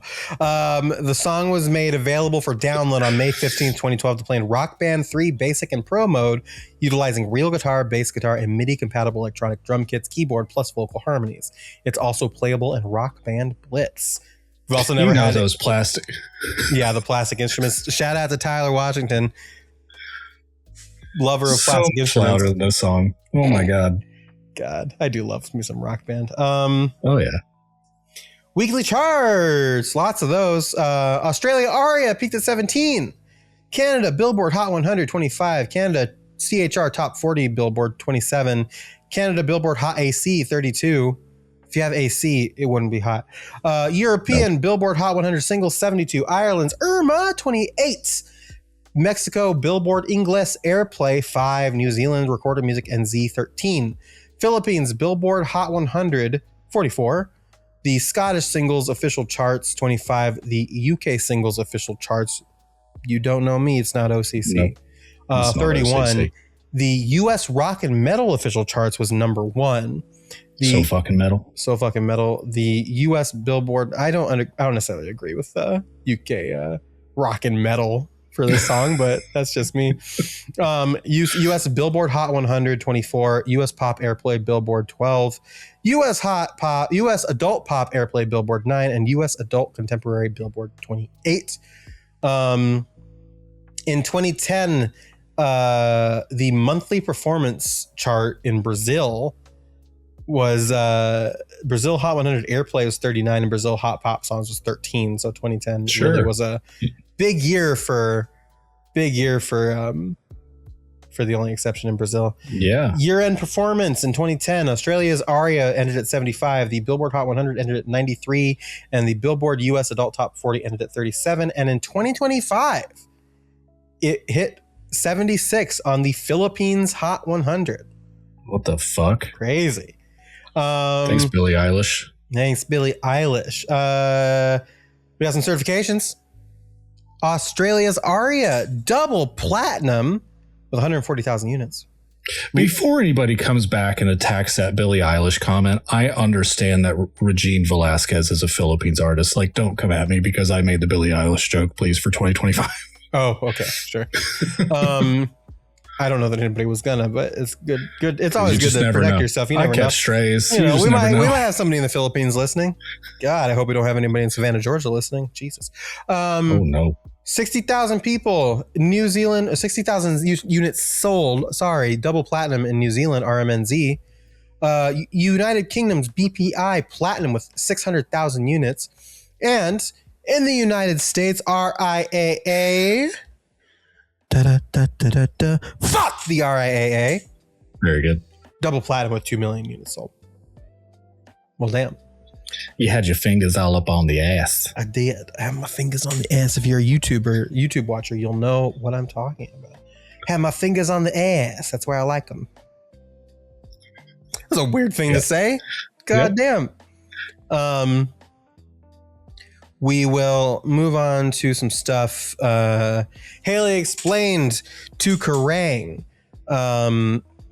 that when the band was a quintet, the song... Wait. Okay. It was written when the band was a quintet. The song is a soft ballad which provides musical diversity to the album. Haley Williams explained to Kerrang in 2009, I've never written lyrics like this before.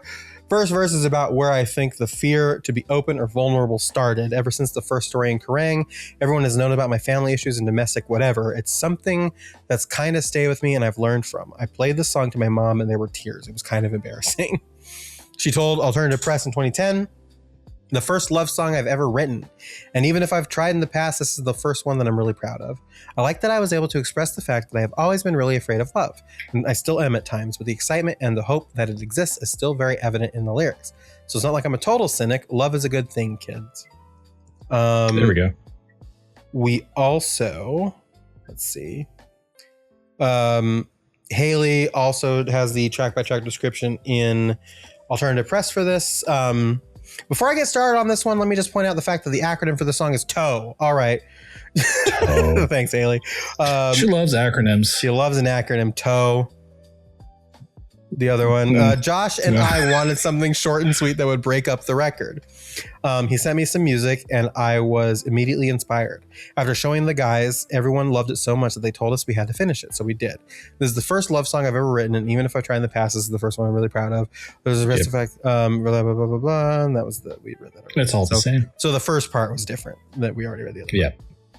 part. Let's see. Let's read some credits real quick. Blizz is the same thing as this other one. There's nothing different about this. Russ was still there. Father, I want to sing music. We talked about the covers. Yeah.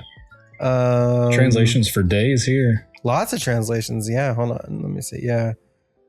There's a remix by The Only Exception #juiced by Fucked Up Kit.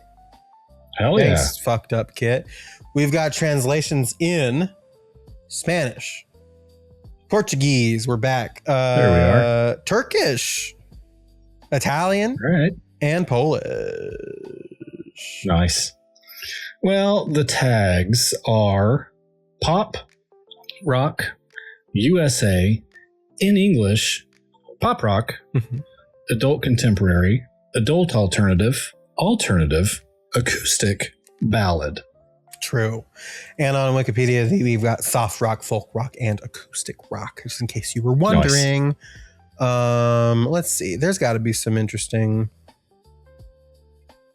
When I heard my daughter listening to this song, it broke my heart, broke my heat yet again, and I hope that she finds her exception after seeing the breakup of her mother and I. Oh my. Somebody did say, I'm getting Coldplay vibes from this song, so maybe we're wrong. I don't like it. Again, the song breaks my heart because I can relate with my parents and I'm on my way to believing that love can be good. Oh my God. Guitar at the beginning kind of sounds like the beginning of Yellow by Coldplay. I guess a little bit. Yeah, Jesus. And the fact that they're both music.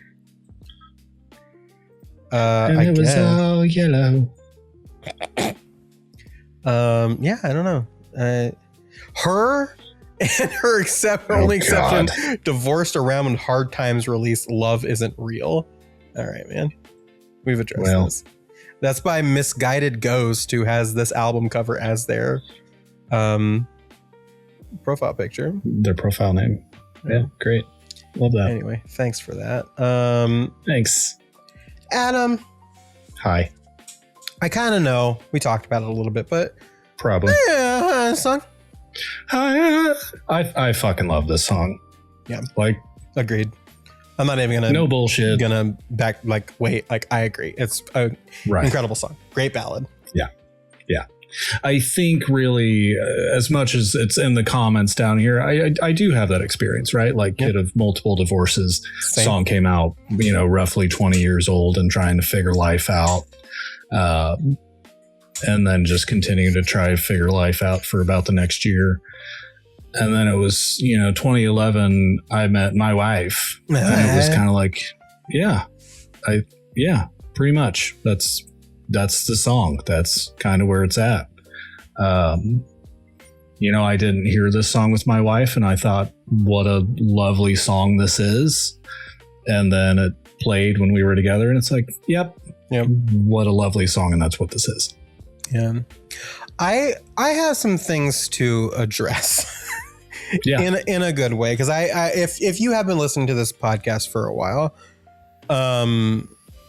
when we were doing I don't even remember what episode it was on or why we were talking about it at this point, but I'm pretty sure it was one of the ranking episodes when we were ranking all of the Panic songs.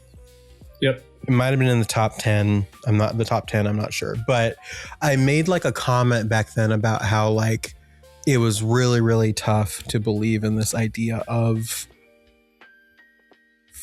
forever, right, and like all time and whatever. And it's like one of those things where as I've kind of gotten further on in my transition and I've gotten further on in this idea that I can have joy and I can be joyful and I can exist in a body and a mind that I exist with, I think this song speaks to me even more, because I've been through a lot of situations where I just didn't believe in shit, and thankfully now I am in one of those situations, and I think it's I'd like to walk back and retrace those steps, because I do think that it is okay now with my experiences to like believe in the exception.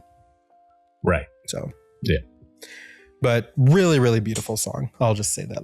It is. Yeah.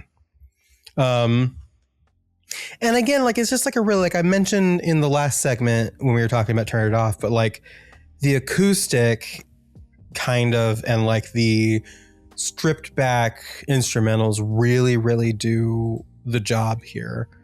Yes. To highlight what she's saying and the emotion in her voice and like the lyrics of the song. And I really, really appreciate that. Because again, like I think we, in the critical reception tours, like they've really cornered the market on like angsty, you know, teen drama and like, you know, all this other stuff, and like kind of like louder, stronger, but like this is very vulnerable and stripped back in a lot of ways. And I think the instrumentals really help highlight that. So I think it did a really good job of that. Yeah. I could not fucking imagine a world where this was done in the way of a normal Paramore song. Yeah, no. Right? Like that just feels bizarro world to me, levels of fucking tyranny, really. When I like, was younger, I saw my daddy cry and curse the winds. Like, no. Oh, God. No, thanks. No. And just throwing the word exception in a different intonation. Like, I don't think I could do that. Yeah, no. And again, like, I think like because of that too, because it is like meant for you to listen to what she's saying. I don't like, this isn't a song that we need to analyze necessarily. Like, we're going to go through the lyrics. Straightforward. Yeah. Like, it's a very straightforward song, but I do think it's something that people like should hear, that like, even if you don't, if you've been through situations where you don't believe, there's always like an exception out there for everybody. And I think it's important to remember. So we'll start here if you are ready. Yep. With verse 1.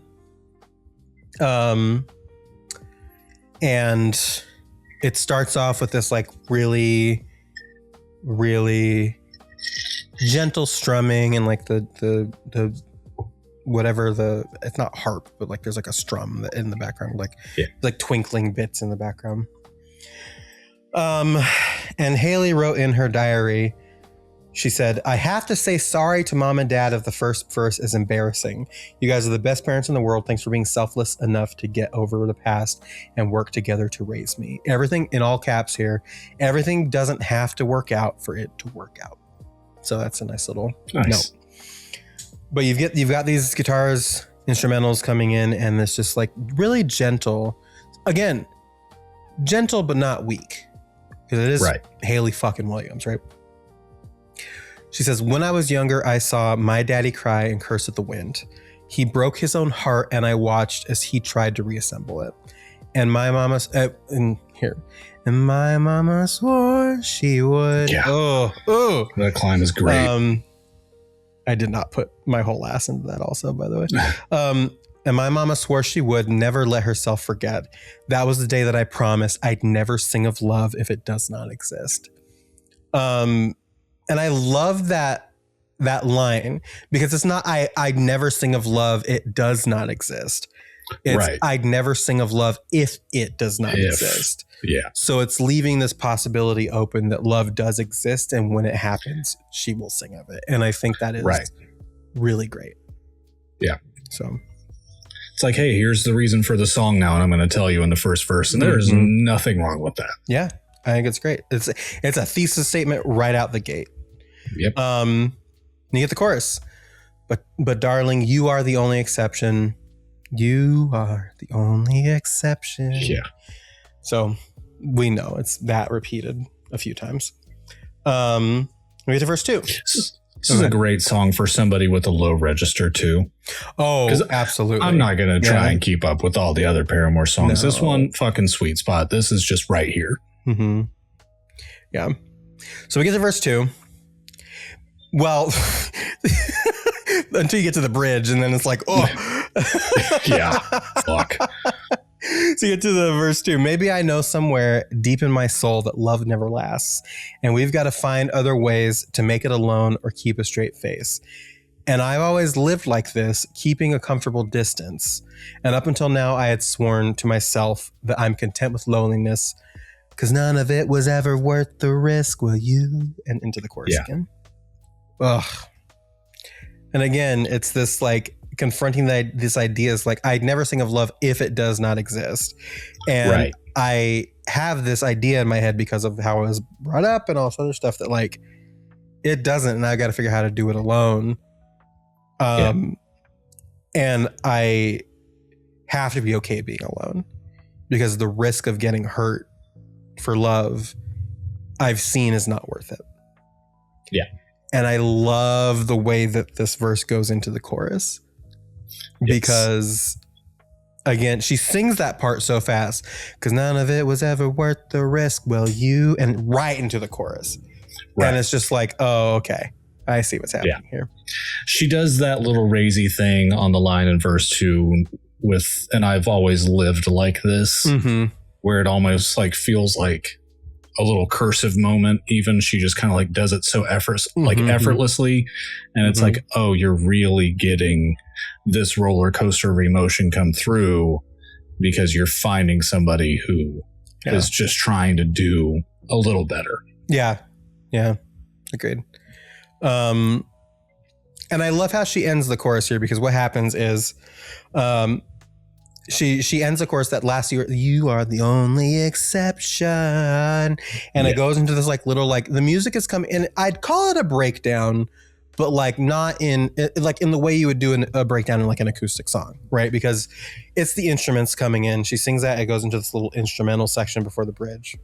And the music picks up, and it's allowing itself to get a little louder, a little more intense, but not so much that it's about to drown out what she's about. And so this stuff is happening, and the music gets louder and goes into this bridge. And she is like, this is like her moment here. Yeah. Where she goes, I've got a tight lip grip on reality, but I can't. And she's singing here, right? So it goes, I've got a tight grip on reality, but I can't let go of what's in front of me here. I know you're leaving in the morning when you wake up. Leave me with some kind of proof it's not a dream. Ooh, whoa. There it is. Oof. There it is. You know me. You know me. Sluts for the O's and the woes. And she hits a fucking banger O right here. And this is very much like this is the discovery, right? Where it's like, okay, I found the exception, and I'm trying not to, like, I just need you to prove, like, you have to go, and that's normal, but like I need proof that like this is worth like breaking reality and like believing in something for. And it's just a really, really great bridge. This is like the turn, right? Yep. And you get the whoa, and you get like a quick little like strum, and then it cuts out, and it's just her repeating the only exception, and it's light, and it's light, and it's light, and more stuff is picking up, and the drums, dun, dun, dun, dun. You and it's good, and it like gets up and up and up. And she like by the end she's like, you are the only and she's just really doing it. So I think it's like, hold on, it's 1, 2, 3, 4, 5, 6, 7, 8 repetitions of you are the only exception. But what I like about it, because you know how we feel about repetition sometimes, what I like about this is that it is building, right? Where she's saying the same thing, but she's not saying it the same way every single time, and each time more gets kicked into it behind her. And it's just it's really good. It's a really good like final chorus moment. Yeah It's great. And then you get the last section where after that last you were the only exception, it goes right into the outro, which is and I'm on my way to believing, and then the instrumental slow down, and she just like as they kind of cut out, she goes, I'm on my way to believing, and it's like that last like little strum. Oof. And it's like, woof, so good. Yeah, excellent song. So it's a fucking great song. Like it's just so top notch. Like you said, that chorus by all means should annoy the shit out of me, but it just kind of, the way that it just grows and progresses into something, and kind of like right when you could maybe say, okay, I've had enough, and then it's done. Like, yes, the same sentence over and over again like that can be grating, but with each build of an instrument, and then when she finally ends on a hopeful note, it's like, nope, you really are the only exception. Yeah. And what I'll say too is that like it is repetition for sure, but I like it a lot because I like it because it feels less like just repeating for the sake of it and more like a declaration. It's just like, I'm telling you, like I'm saying this to you, and it kind of ties into the bridge where it's just like, prove to me this is real, like just shaking him over and over, like you're my exception, and I need you to like, it feels less like a repetition of a chorus and more like a declaration, like like this desperate declaration, and that's why I like it so much. So yeah, cool stuff. Good shit. Anything left to say, or should we move on to our next segment? No, I think let's go ahead and do it. I mean, fucking great song. Yeah, great song. So again, I always like to say at the end of the meat section, that's another weird thing to say, but I'll say it at the end of the episode too, we're officially halfway through this album, which is crazy. Yeah. So next time we will be talking about Feeling Sorry and Looking Up. So look forward to that next time. But for now, let's hit the sound system. Yeah.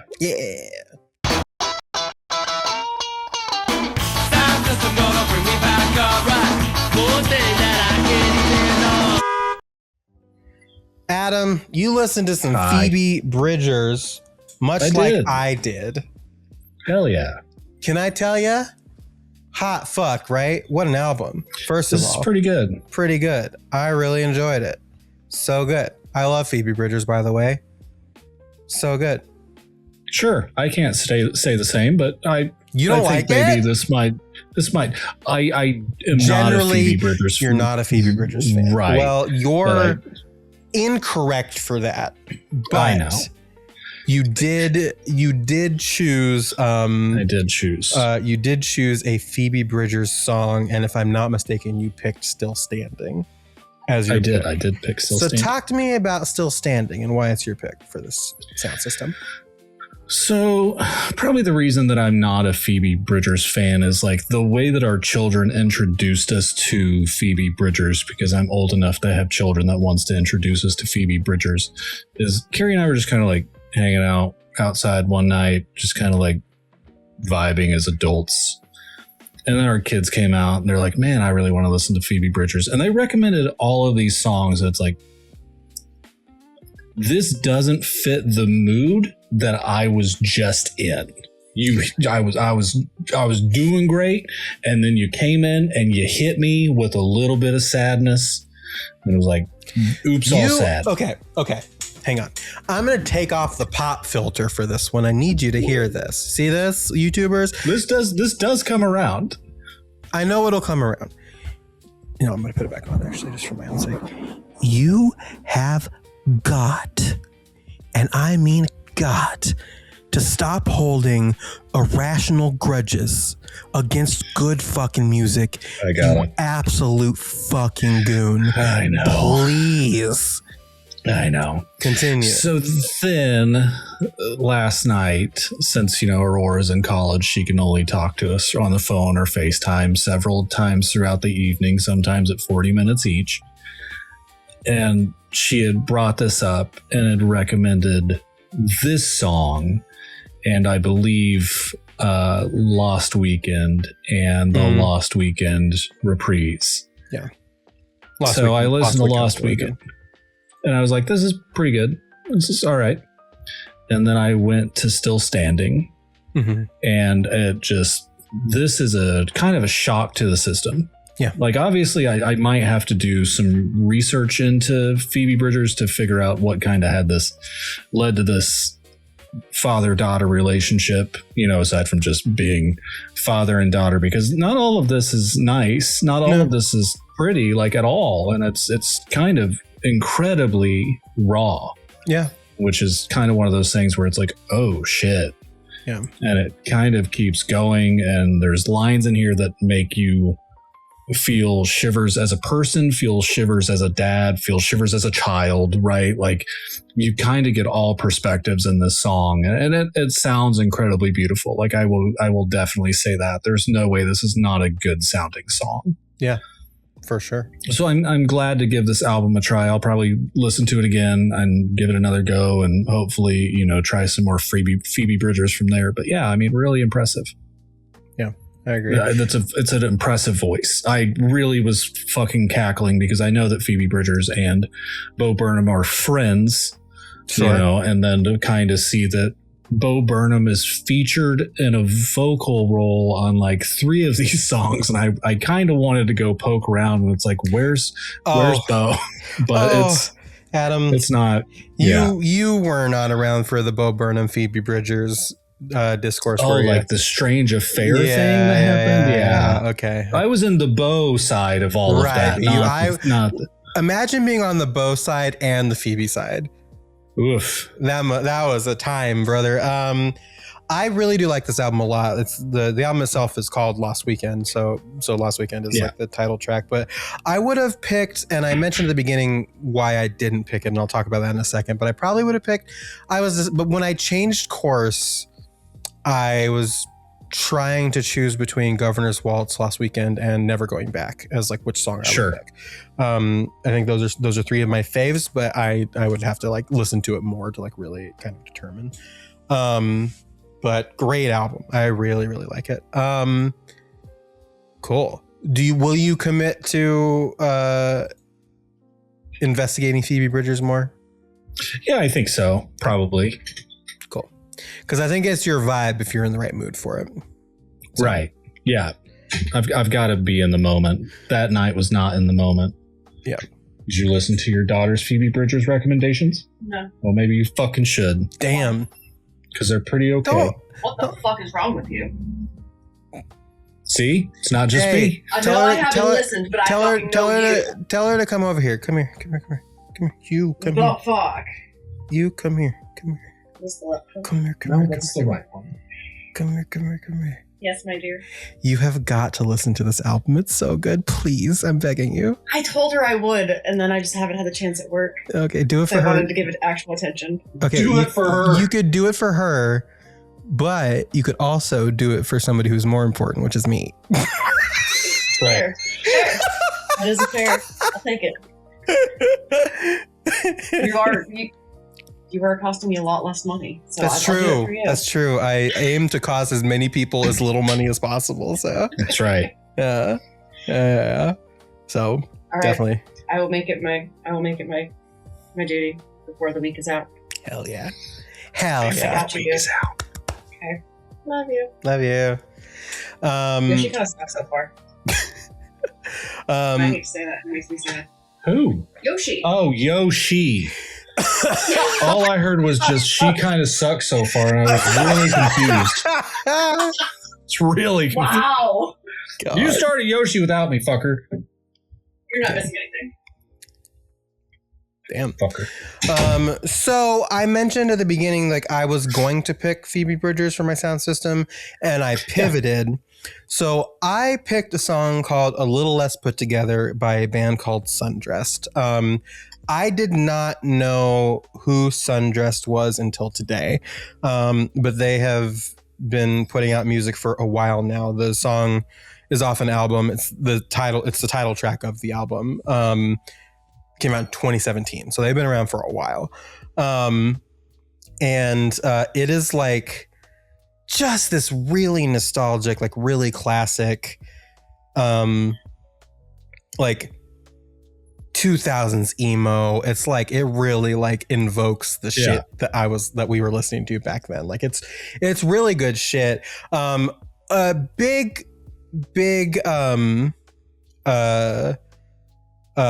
just shouts out to this whole album, their discography. Definitely please listen to Sundressed. The reason why I picked them is because I was scrolling through TikTok as I do, and a TikTok popped up that was Sundressed, and that's how I figured it out.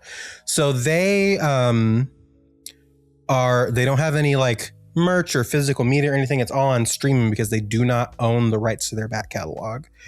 Fuck. And they are trying to get those back.